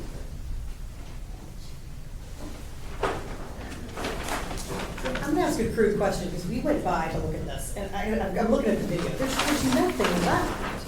Is the only reason to preserve this home where it stands? I know. So that we approve it and it remains where it is? Yes. Is there anything where, I mean, there's nothing here. Okay, so basically what's going to remain is the second floor. That hasn't been disturbed. Okay. And the foundation. But everything between the top of the foundation and the floor of the second floor, we're asking to be able to replace it. Basically to put it back to what it was, except something you can live with. And, you know, it's actually, if you look at it that way, it's pretty simple. Okay. You done? If you say I am. I cut him off. Yeah, that's. Oh, okay. That's the job. Well, so can you guys show us a rendering or something of what the previous walls look like and what the new ones will look like? Or something that stands for the general proposition that it's a mere replacement of something that fell in or you didn't understand was not going to be structurally sound? Yeah, were these walls full of horsehair, Al? Can I Yes, you may. You should have this in your package. Oh, which, Look at this. which You package? know, as I speak from great experience, I've gone through every single document in my package. But, No, you haven't. I know. He's being You sarcastic. need the microphone though. Oh, yeah, you I'm did. probably getting picked up by you guys. Yes, Bonnie? you Here, Bonnie? Yeah, Okay. Fine, yeah. I'll tell you. Okay. But, you know, there are the elevations. Yeah, we could see that Yeah. there, yeah. I So was what just- was your question? If there's a rendering or something that stands for the general proposition that the type of walls that fell in or were determined by your structural engineer to not be sound will be replaced by something of similar likeness. Yes, okay. That's. No, that is the plan. And the house is going to look largely the way it was before we started all this, except it's not going to be stucco, it's going to be shingle. And it will be higher? It's going to be higher. We Even are more. actually Has to be raising shingle. it so that all mechanicals, including the ductwork, are out of the flood zone. We've added 2.7 feet to the original plan, which was to raise it to 14. We're now going to 16.7. And the house is going to be a much safer and structurally secure building at the end of the day. So the guts of this for Jeff and I, when we were discussing this, you can put this whole house over here. There's a huge buildable area. Yes. But you don't want to. You want to leave Yes, it where and it the is. reason we don't want to is the Jones the Jones live on, basically across The causeway. the causeway on Edge Hill. And they bought this house in 1989, and this has been a 30-year plan. About 10 years ago, they bought the house in front of them, tore it down, and made it into a conservation easement. And then they've been looking at this house the whole time. Their plan is to take down half the house and open up a view from their house up on the hill out to Scotts Cove. And so the whole point of this multi-million-dollar purchase was to create a view that is very, very important to them. And to put a house over there is going to completely frustrate that plan. Well, I understand the issue. The problem that we have right now is that, as you well know, but poorly written, that the walls were to remain. Correct. They did not. Correct. So now the issue is, they still do not want to take down the house. Correct. Because they don't want to have to be forced to move it into the buildable area. Oh, they can't move this house. No, if they take it down, Yeah, they'd have to build a new house. yeah, that's my point, in the Correct. buildable area. Yeah, yeah. Which Oh, you- blocks the view. Yeah, you said move it, so I thought. I'm sorry, yeah, I okay. misspoke. Wouldn't be the first time tonight, and No, probably and- not the last. And me neither. Yes. In any event, so now the issue is, okay, so they I guess, refused to take it down to build a new one in the buildable area, okay, but now the board needs to make a determination of, well, really? I mean, I'm looking at the video, and I was there in person, and we spent quite a bit of time looking at it. I mean, in my opinion, there's nothing to save. But with that said, and we have to make a determination at this point, okay, what really, I mean, what happens now? Well, there's nothing to save if you want to look at it from the Contentment Island Road side, but from the other side, there is a complete second floor up there. Yeah, Okay, so I you got walked the- around. I have Yeah. 360 of it. I got it. yeah. Because this is an issue. Mhm. So, you know, it's been going on for a while. We'd like to get it settled. Right, but I know the issue is that the variance was conditioned on the existing walls to remain. What we're asking, if in some way, can you approve, will you allow us to replace those walls? Yeah, I know. And build the house? It will look the same, it'll be the same configuration, it's gonna be higher for flood. And, you know, we do have approvals from many, many people. And we have an approval from the next door neighbor. Okay. You know, it's The just stuff a, in- The stuff in green, right, which is, if I understand correctly, a new construction additions to the. Yeah. Why is that needed, and is that in the setback? what happens is that, I'd be better with, you mind if I do just a floor plan? Okay. Do you need the mic? Microphone. Oh, yes, right.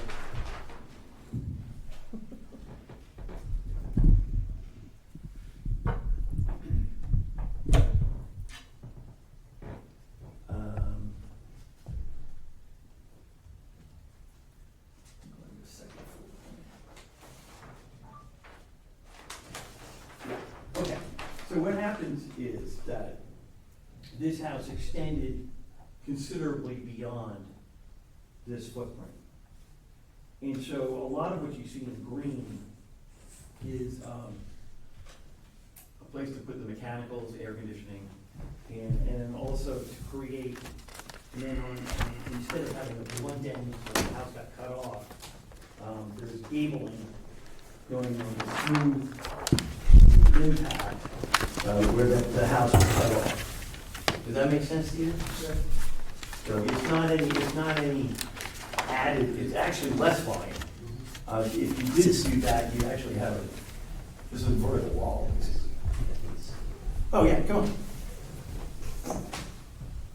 Hit it.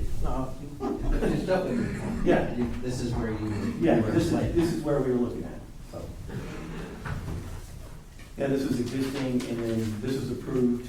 So you can see there's a big vertical here, and then here is just gabled out to smooth, to lessen the effect of the blunt end. But this is the existing, in other words, garages, bedroom, and other living space. And so we approved the middle and allowed you to raise it, and now you want some refinements of it and new walls. Yes. What about just taking the house down altogether, not putting a house there? You have a great view then. Well, you gotta live this. Oh, no, the plan is for the Jones to live here. Okay. It's not, yeah. And then the other plan is for the kids to live up on the hill, so they can look down on their parents for the rest of their lives.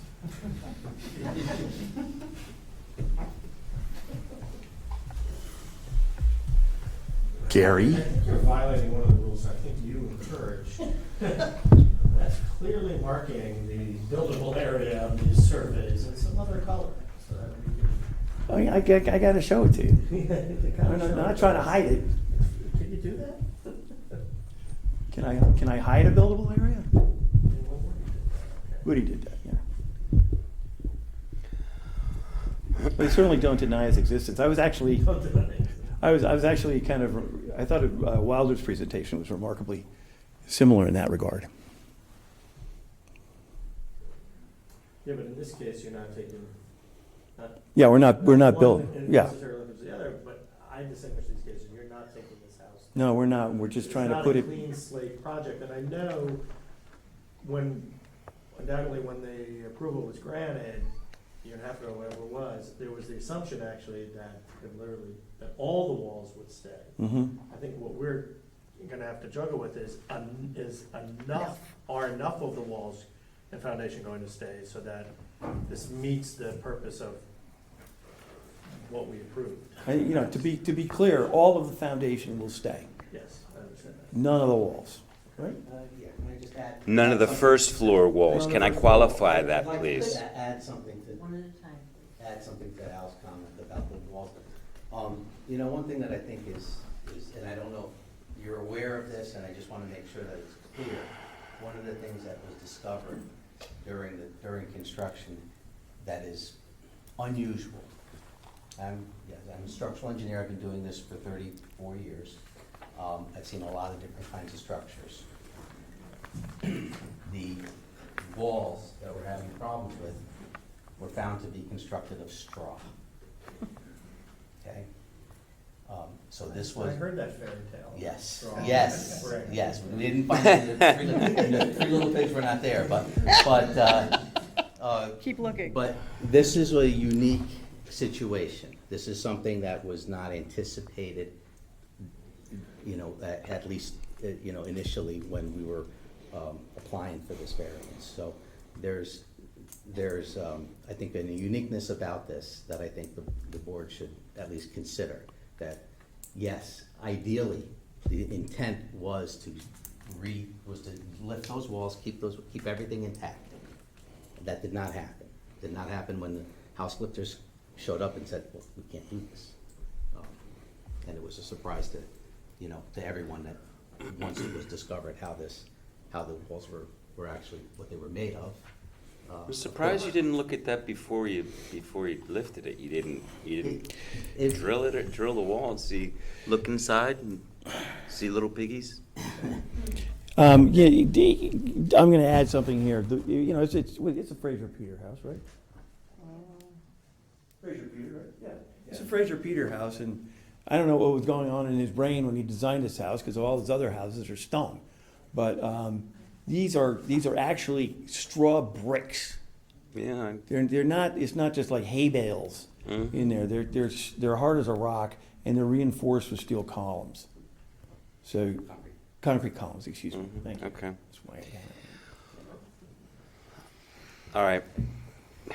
Okay, that brings me back to my original problem, and that is, okay, the house went back down to its original location. Now we allow you to move forward. Here comes the lifting company. Whoop! It goes up, and something else comes down. How do we know at this point what's going to remain? Alex, I can say it very clear. The house was up. It was already lifted. It's already been done. Lifted again, sir, and we'll see. I have every confidence that this will be lifted without a problem. Okay. Even if I have to stand under it while it's being lifted. Well, I'm not asking you to do that, Okay? sir. I have liability issues. No, I don't, says my lawyer. You don't have liability issues. You can stand under it. Okay, is the dog and pony done? The dog and pony's done. I mean, basically, we're asking you, please let us rebuild I know. what you guys approved. I think the And- board gets that. and, Okay. okay. Okay, So- I think we're good. So now I'm gonna go to the board. Janet? I will pass on some. Yes, sir. My questions have been answered, so. Okay. I have a question for Woody. I don't know if it's appropriate now. I'll ask it now, and if it is inappropriate now, I'll ask it again later. Woody, is there any reason for us to believe that the problems that they encountered when they lifted the house, some walls falling in, and a determination being made that other walls are structurally unable to remain if they are raised, do we have any reason to believe that what happened wasn't genuine and unexpected, and that this is something that is a genuine problem that they're trying to address? Well,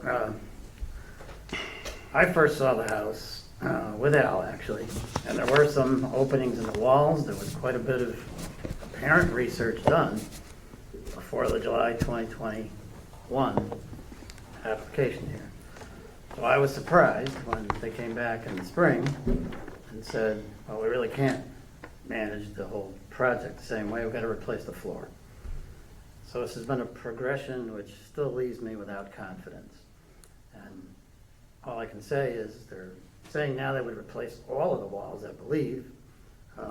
One of the plans has a note about, excavate to allow the engineer to determine if there's adequate depth under the foundation in one part. So it troubles me that there could be more issues that still haven't been fully identified. But Kevin, are you trying to get at, did they Purposely? dupe us or know that this is gonna be a problem? I don't mean to. No, not, Or is this simply no, that's a- more pejorative than I Right, was I didn't mean to suggesting, suggest it, right. right. I just, But- whether It's gonna be they better raised it anticipated. and maybe better anticipated, and/or there was an issue with one or two walls, and then it was like, well, let's take them all out. And maybe there wasn't such an issue, but I don't know. We didn't take out all the walls. The walls that aren't standing fell, and work was stopped at that point. Town came out, looked at it, yeah. How is the house being supported right now? It's on a platform created by the house raisers.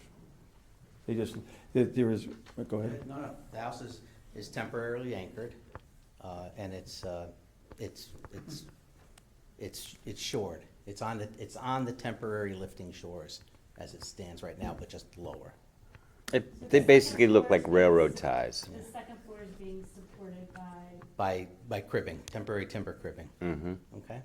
And the concern was hurricane season, we gotta get that house down. Get it down and anchored, so that it's not gonna act as a sail if a storm came through. Okay.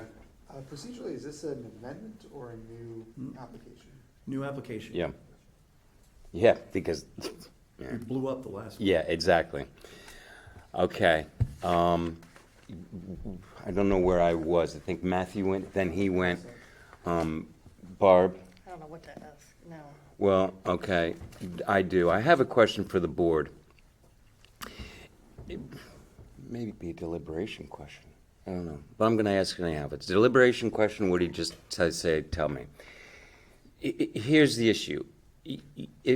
Is the board comfortable with the house in its current state being able to be raised without further detriment to the house itself? Are you comfortable with what the structural engineer And I think said? the corollary to that, which I do think is in deliberation, is Okay. does that really matter to our consideration? Like, if it's 50-50 that more walls will fall, I think we should discuss what that means in deliberation. Okay, all right, because, There are no walls left to fall. well, But the walls on the second story are not made of the same material? No, they're all a unit. They've been raised and lowered. It's all there. It's the first floor that's the problem.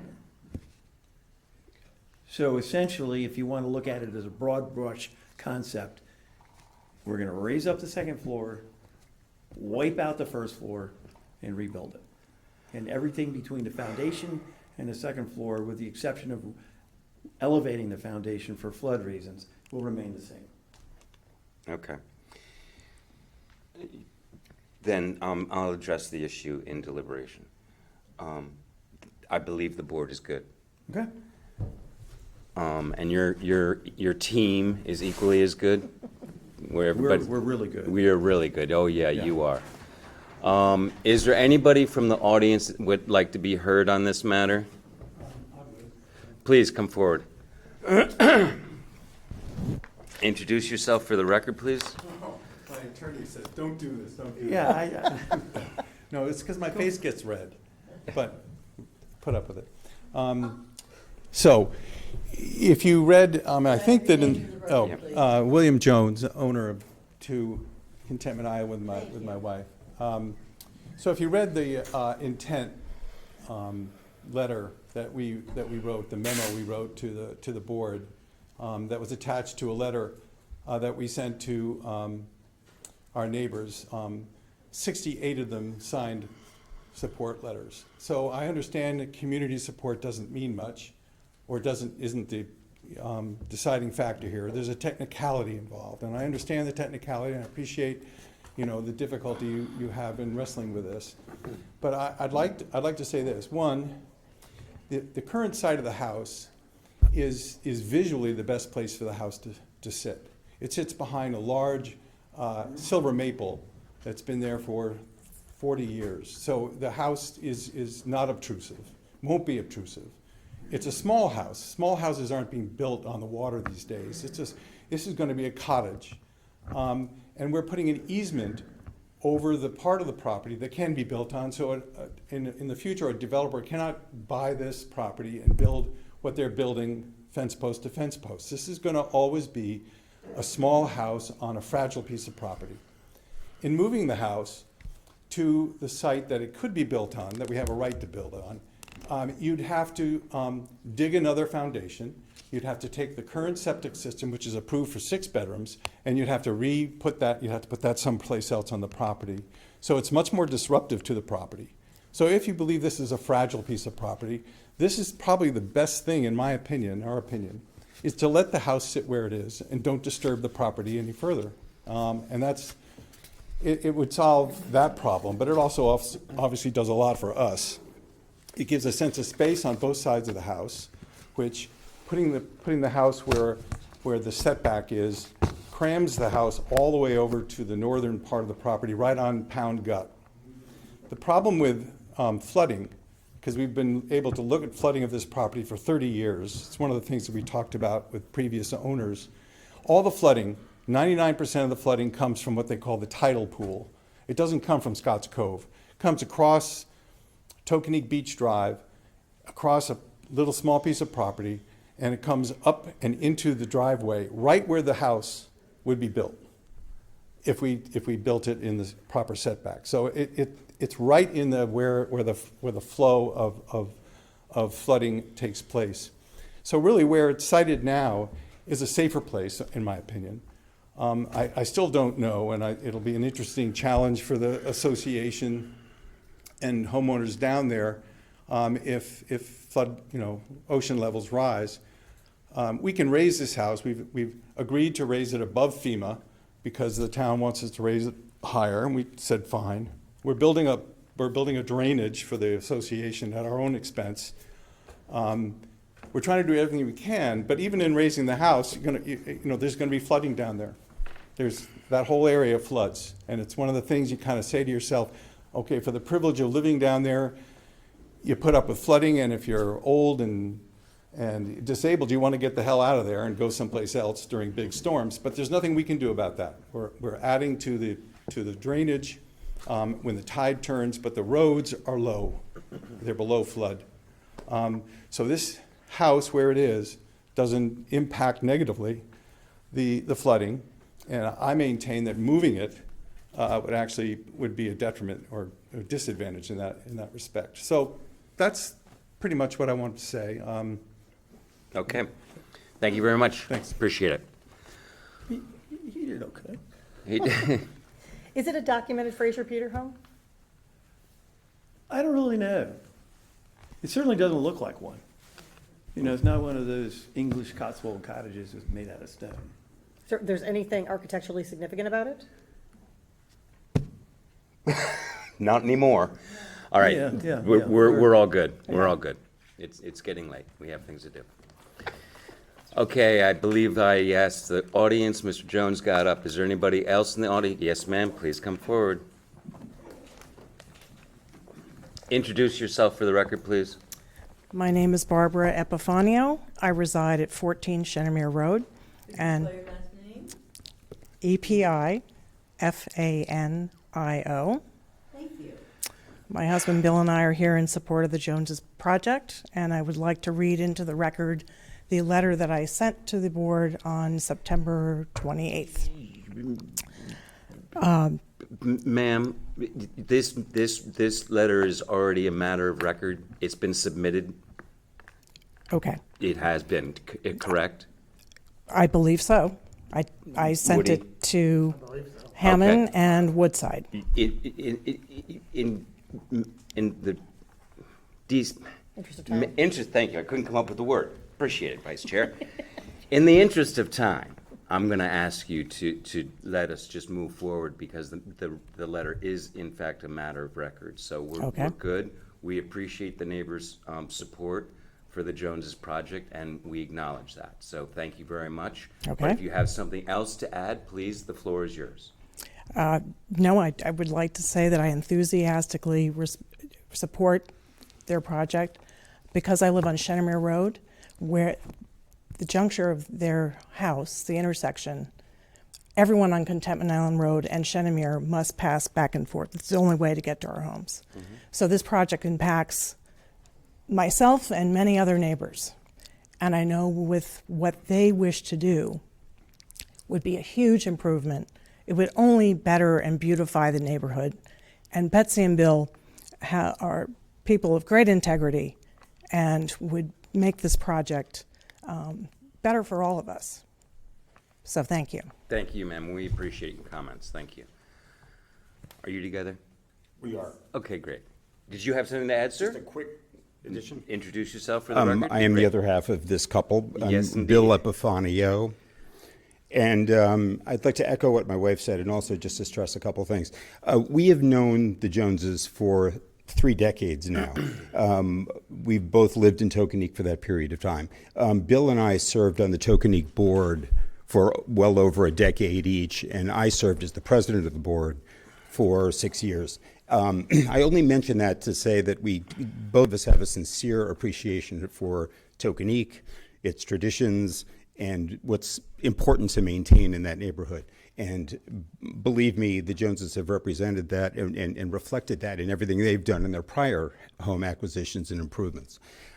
Secondly, from a character perspective, this is a couple that is beyond reproach. They're honest. There was certainly no plan to take this house and they knew it was going to fall over and then move forward with it. I mean, as you can see by the revised plans they've made, they're actually turning this into a smaller home than they originally anticipated.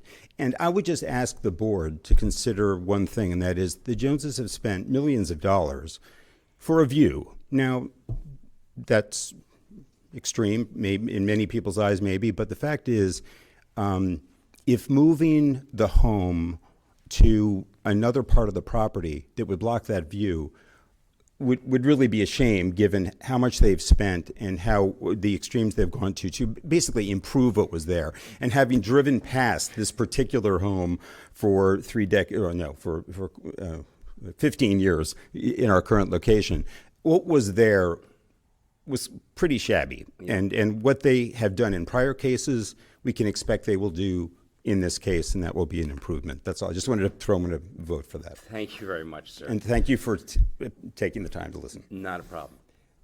And we appreciate your comments. I grew up down there myself, so we appreciate your efforts to take care of Tokenique. Good. Okay, you're done, Thank you. sir? Thank you very much. Thank you. Anybody else from the audience like to be heard? Okay. This hearing is closed. Okay, on to deliberation we go. If the board doesn't object, I'd like to have Gary and I'd like Janet to sit. I'll do it in order, so you don't have to wait here too long. But I'd like the 5 of us to deliberate on the first application and the last application, and then I'd like you to get some practice in for 2, 3, and 4. Is that okay? Great. So who sits out to the board? Do I have, is that one alternate? Oh, that's a good question. Yeah, you can go home. Because I'm going to do 1 and 2 first. I'm going to do 1 and 5 first. You're gonna 1 and 5. Yep, then you can go. Yes, you do. Thumbs up with that, right? It's a win-win for everybody this evening. Okay. Where the hell? Okay. You keep taking my papers. Okay. That's my job. That's your job. So get used to it. Okay, here we go.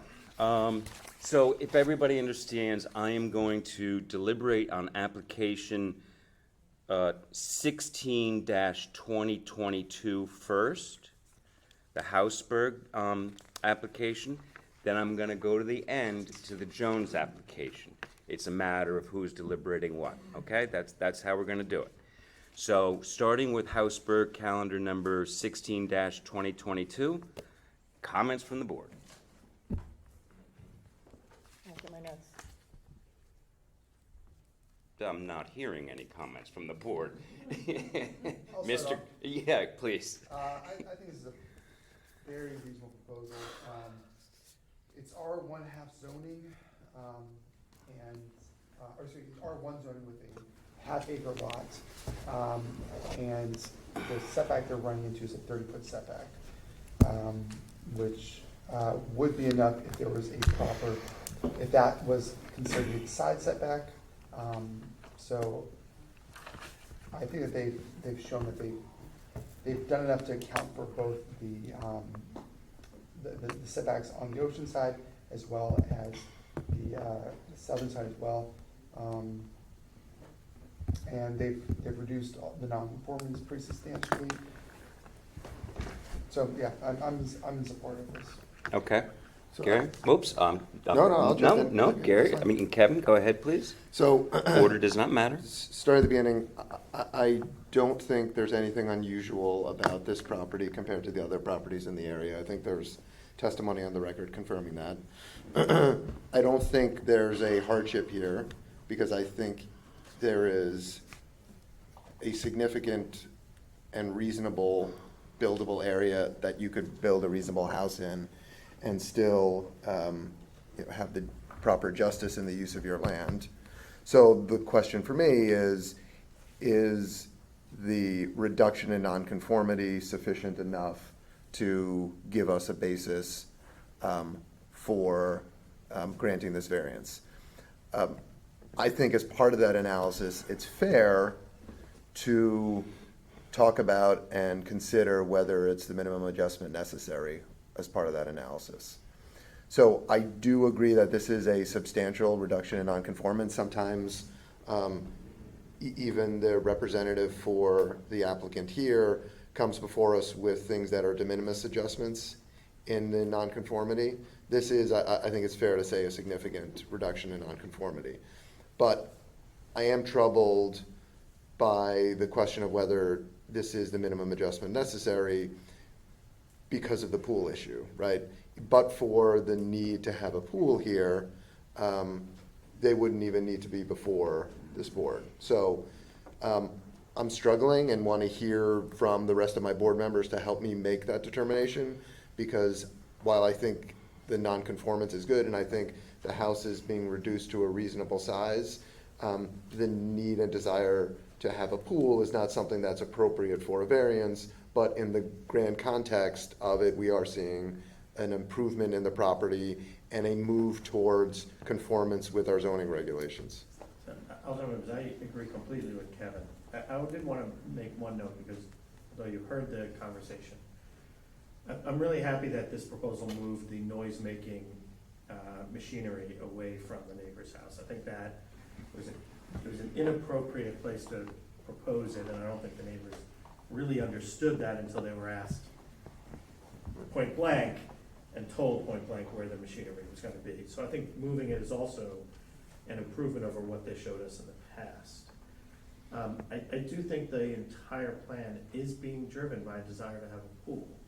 And I think for that we need to be careful, because we don't often grant pool variances, because allowing or denying a pool doesn't really go to the economic benefit of the use of a property.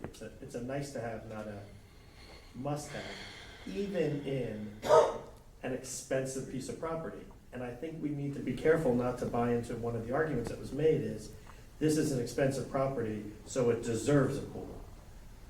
I agree. That's a really bad idea for this board to acknowledge, that less expensive properties don't get the pool and only expensive properties get I the also pool. heard it's waterfront, so it So it should, deserves yeah, a right, pool. right. It's the same Yeah, concept, right. and maybe the waterfront is what causes Right. the increased value. You can't have that, just like the last gentleman who spoke about the $1 million view. These economic issues can't come in, I think, under case law, cannot come into our deliberations. That's correct. So whether the denial of a pool reduces the value of that piece of property, like that we cannot determine as, or not use as a meaningful factor in our determination. I agree, and in fact, it's a little offensive to hear too, by the way, but you still are faced with the fundamental question, if we do nothing, we have a larger non-conforming use than if we approve this. Currently, And those are the really seemingly two alternatives between us. So we can move up one large step toward conformance with our zoning resolution, but it is concerning that this is being driven by the pool issue, so something to Because consider. you could build a bigger house than as proposed, outside of the VE area, but for the pool. So, Matt, does that impact your thinking here at all, or? I mean, I'm the only maybe non-lawyer on the board, so I'm approaching. I'm a Oh, wait, non-lawyer. I'm a non-lawyer. I'm a non-lawyer. There's There's only two lawyers. to have the majority, but. Yeah, I threw everybody Depends on all under these the things. bus. For me, I'm just approaching this from, I know you said that there's, I didn't know about the flag rule for Yeah. flag-shaped property And that's lines. just a zoning, I mean, like, my lot is burdened because it's a flag lot. It is what it is. We all know that's what we have. And I get that, I don't, this feels a little bit different than a flag lot because it's not the traditional main highway with a sliver. This is a tight island that has a bunch of properties on it, so. That's not really flags, but. Okay, and for me, I'm just going back to the practicality of it's a half acre lot, so a 30-foot setback, that seems pretty reasonable to me. Again, I'm not sure how that affects case law, but that seems like, and also, I thought of this earlier, but you remind me that the moving of the noise making pool equipment to the other side of the house, that seemed to me too.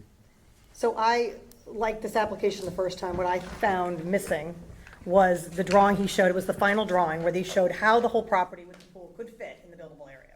And it just doesn't make any sense.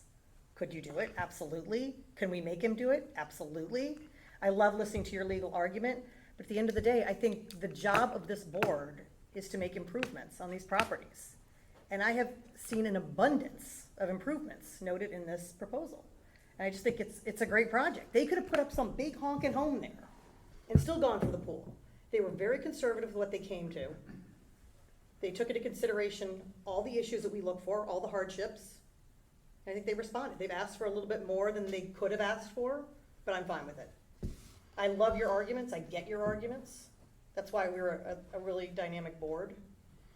But I like their proposal. I don't think they're being greedy in their ask at all. Even though the pool is egregious. I don't mind it. I wasn't arguing against it, I Yeah. was merely pointing out that. Technically, we that do I not. think the only basis I can find for it is a reduction in nonconformity, but I think it's appropriate to look at whether it's the minimum adjustment as part of that deliberation, but I didn't say we have to do X or Y, it's a subjective thing that we each have to analyze and think about, and I'm torn. That's all. And I also think they've worked very closely with staff over a long period of time to generate options. I really liked seeing that. And I do appreciate that they took your noise consideration into that didn't bother me at all, but great. It's a feather for the neighbor. So that's what I'm saying. I vote yes for it. Jana? She's not in this Oh, one. sorry, okay. It's okay. All right, I only have two, they're just I guess all deliberation are comments, but first of all, the FEMA remapping hardship, I understand it, but I'm not accepting of that. I get the argument. Clearly, it's the first time I've heard it in 2 decades. First time I've heard it, and I think Wilder admitted it was the first time he's used it. But it is possible that increased flood zone could erode what is otherwise on a survey as a buildable area. It's true. It's gotta happen. Well, okay, I get it, but so now going forward, we're gonna hear more of this in my opinion, which I guess is okay. It's a reality of the future. It is going to diminish buildable areas in the future. It's happening on Nantucket, it's happening here. Okay, Whether we grant variances as a result of that or not, we don't know. Well, I don't know either. That's my comment. And then the second comment is that I'm not too sure I recall us taking into such high consideration the reduction in nonconformity as a hardship and reason to pass the, the variance. I appreciate the, So, yeah. other people have come before us, and I Yeah. think Wilder was really forthcoming tonight Yeah. in not saying what some people have said that if we reduce nonconformity by a little bit, you don't even have to find hardship or minimal adjustment. That's my point. That's the clean pass. And It's again, not. the applicant is not saying that this time. Well, They're that's not saying- true. I think what the applicant said is really what how Kevin articulated is, it's a factor to be considered. It's a factor to be considered. I'll leave it at Well, that. well, Free pass. No, you certainly don't get a free pass, but the board, the case law stands for the general proposition that the board can use reduction in nonconformity if it so chooses, Right. while looking at other factors as a basis for granting a variance, even if there is not a hardship found. Okay. Any other comments or questions from the board, and then Woody, I'm gonna go to you. Any other? Okay. Woody, do you have anything you'd like to opine on here? No, just that the sketch that I did to try to answer one of your questions that come up was based on their own survey, so the velocity zone line was accurately depicted. Okay, thank you. All right. And Woody, do you know the size of the resulting house that you kind Oh, of put I into know. that sketch? Oh, same, Same house. it's the exact same footprint, just split up. The pool's smaller, it's 10 feet Yeah. smaller. Well, their point is also that the house is too close to the close to the velocity velocity line, zone. and that while the pool is smaller, there's no room for whatever the pool Patio. equipment. Yes, I don't know if that's right or not. Well, someday we're gonna have to take a lesson in Race's reports because they talk about wave erosion and this and velocity, and I mean, I've never heard all that before, but I get it, just never heard it before, okay. I think it does, I think what we need to acknowledge is that flood zones and wave velocities impact where you're gonna be able to build a house and Okay. where you should build a house. I think that's a fair point for us to consider. And Okay, maybe you don't build a house right on the edge of a flood zone. That's I get it. probably good advice. Yeah, I get it, okay. I think the board is good then, so I'll look for a motion. I'll make a motion to approve. Do I have a second to approve? I'll second it. All in favor? Boy, you're not ready. I didn't do anything yet, I'm just asking all in favor. Kevin's That's voting- three. Kevin's voting yes, I'm voting no. Okay, okay, that's just the way I thought. That's 4-1 to approve. Okay, moving on. I'm now gonna skip to calendar number 19-2022 with Jones at 2 Contentment Island. And Gary's still on the panel here, okay? So let's go to the videotape, sir. Gary, what are your comments on Jones? Look, I think, I think they are trying to build what was approved, and I don't think they had anticipated the structural problems when they were here before, when they came up and tried to lift the house. I'm not persuaded by any of the economic arguments, I'm not persuaded by the view argument. I'm persuaded by the fact that this is where the house is, and they're really trying to rebuild where we had approved. I think it's unfortunate that things fell down, but I don't think they did it, I don't think they tried to game the system. Just a point of personal privilege. I asked the question. I know. I asked the question just to get on the record. Right. Not because it would defy common sense to be gaming the system, but actually try to lift the house and spend all the money doing that and then lowering it. So Right. I just wanted to ask a question. Yeah, and because, but we have had people where I think they fully intended to take the house down to the foundation. Yeah. And tried to argue that the location was grandfathered. I think also, I was, again, thinking about water flow, I was persuaded by, the homeowners discussion, because we've all been down there, I haven't lived down there, we've been down there where water is going across that road. Oh, no question about I am it. persuaded that we shouldn't then force the building of a house in this way that the flood occurs. Yeah, no, I totally get it. No, I told you, I grew up down there, and I actually had a Jeep, because that's the way we got back and forth over the causeway, and it's, I guess, another causeway getting onto Butler's Island, so there's a lot of flooding down there. At least there was, I think the God, project is 30 fine. years I ago. don't think we force them to move the house, I think it's consistent with the prior application. Understood. If they were gonna do a different plan, I would say 100% they have to take it down and move it. But because they're preserving, in This my isn't mind, a it's the clean difference slate between, plan. it's preserving. I mean, I don't At love least it. they're trying. I don't love it, they're trying. I mean, I think it's way more expensive and hassle involved in doing what they're doing.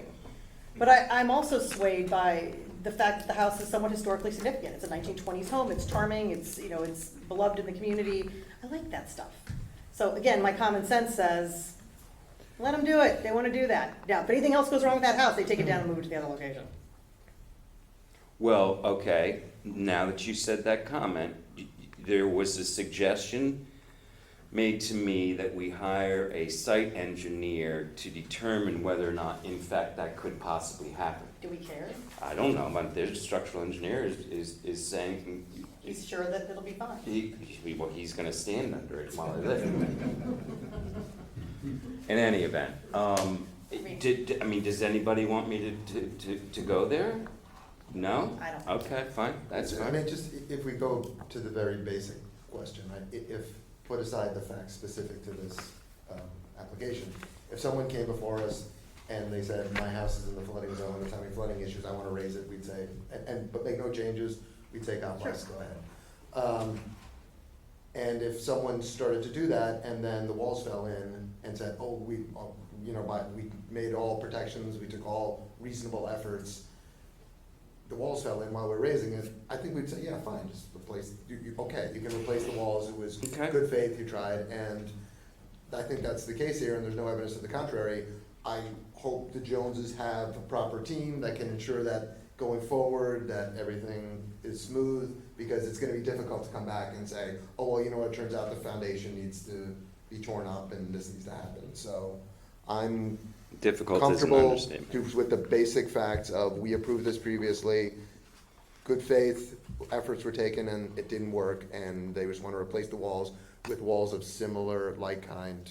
That seems reasonable and fine to me. Hopefully a stronger material. Exactly. Yes. Yes. Let's go to Okay. sticks now. Okay, you're good, you're good, you're good. Is Matthew good over there? I'm all set. You're all set. I believe I'm all set, right? Okay, yeah. Can I have a motion? Woody, do you have any? Oh, I'm sorry, Woody, do you have anything to add here? No, I just don't want another problem. I really don't E- want I- another. I'm pretty sure the Jones don't either. Just saying. So I make a motion to approve. May I have a second? All in favor? Good, done. Mr. Green, thank you for your service this evening, greatly appreciate it. Jana, welcome aboard. Bye, Gary. That's 5-0, by the way. Thank you. Whew. I feel like- I don't know if people thank you, but thank you. Yeah, Do you they, want these back? These are expensive. We accept thanks. Yeah. I'm gonna pay for my bathroom with this. This is great. Thank you very much. You're welcome. Thank you. okay. On to some easier matters. Jeff, thank you for discussing it. I Oh. didn't say that. Thank you. Yeah, yeah. I'll call you later. You're welcome. All right, where am I? Did you take my agenda again? No, All right, you here took it is. my agenda. All right, I did. All right. I did one. Let's go to number 2, which is it's Jim Hurley, right? Jim Hurley. This is the garage. He's got flooding problems there. Wants to raise it up. I got no problem with this. Yeah, I mean, it's like the prelude to this, but on a much smaller Yeah. basis, right? Yeah, I love it. I'm all in. Yeah. Okay. I wanted you to get some experience, but it's likely that there's not a whole lot Well, here you to gave get. her such an easy one. I know, they're softballs. Yeah. Matt, you okay? Can I have a motion to approve? Matt, sorry. May I have a second? All in favor? Done. Yay. Mr. Hurley, you're approved. That's 5-0. Moving on to calendar number 18-2022-109 West Avenue. This is the deck, right? Yep. The They're deck gonna that they want to enclose this under, enclose it. We're going to stipulate that they can't build over it. So they're just enclosing the deck. They're never going to be able to build over it. That's a stipulation. Anybody have any comments? Somebody asked if like the lot was typical for the area. Every single lot has an exact same structure where it's super skinny, very long, and all the houses are that narrow. The lot width is that narrow to anyone. And it's super wet, yeah. Yeah, it's, exactly. So there's nothing. There's nothing you can do, about that. yeah. It's not atypical to have that structure next to the other ones as well, so.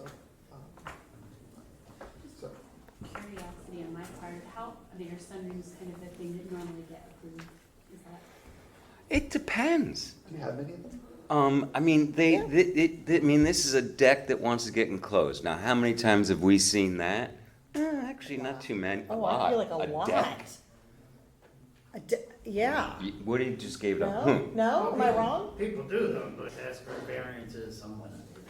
Yeah. Yeah, I guess that's true. Oh, that's my Yeah, they're point. constantly Yeah, that's, enclosed, but they yeah. don't need to, if they're enclosing their deck, I wouldn't know about it. That they come to us, I wouldn't know about it. So this is a little unusual, because they do need it's a width variance, right? Mm-hmm. They do need a width variance, which is, width variances, to me, it is what it is. It's usually not so impactful that it bothers me a whole lot. So with that, are you okay? Kevin, you. No, I would just add for the record. that Please. We're finding that there's a hardship because the actual buildable width of the lot is somewhere between 10 and 25 feet at its maximum. Mm-hmm. That's And correct. that makes it very difficult for someone to actually construct something that's livable. And so without granting variances for things like this, they wouldn't be able to really enjoy their property and have substantial justice in the use of it. And so because of that, I think it's appropriate. And I think they picked the appropriate place too. They could have picked a more narrow place. They didn't. They picked it at 49 feet. Right. I thought it was great. I'm And okay it's with it. within the buildable area that they're doing. Correct. Okay, good. Then I'll look for a motion to approve. Still looking? Yes, you may, I Janet. will second. Okay, all in favor? That's 5-0. Okay.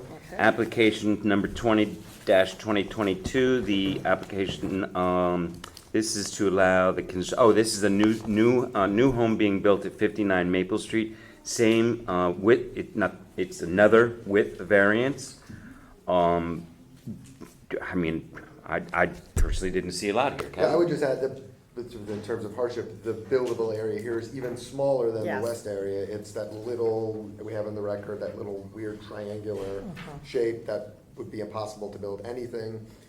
So clearly a hardship. Seems like it's unusual in the area to have something quite that small. So the only question to us is this the minimum adjustment necessary to give them substantial justice in the use of their land?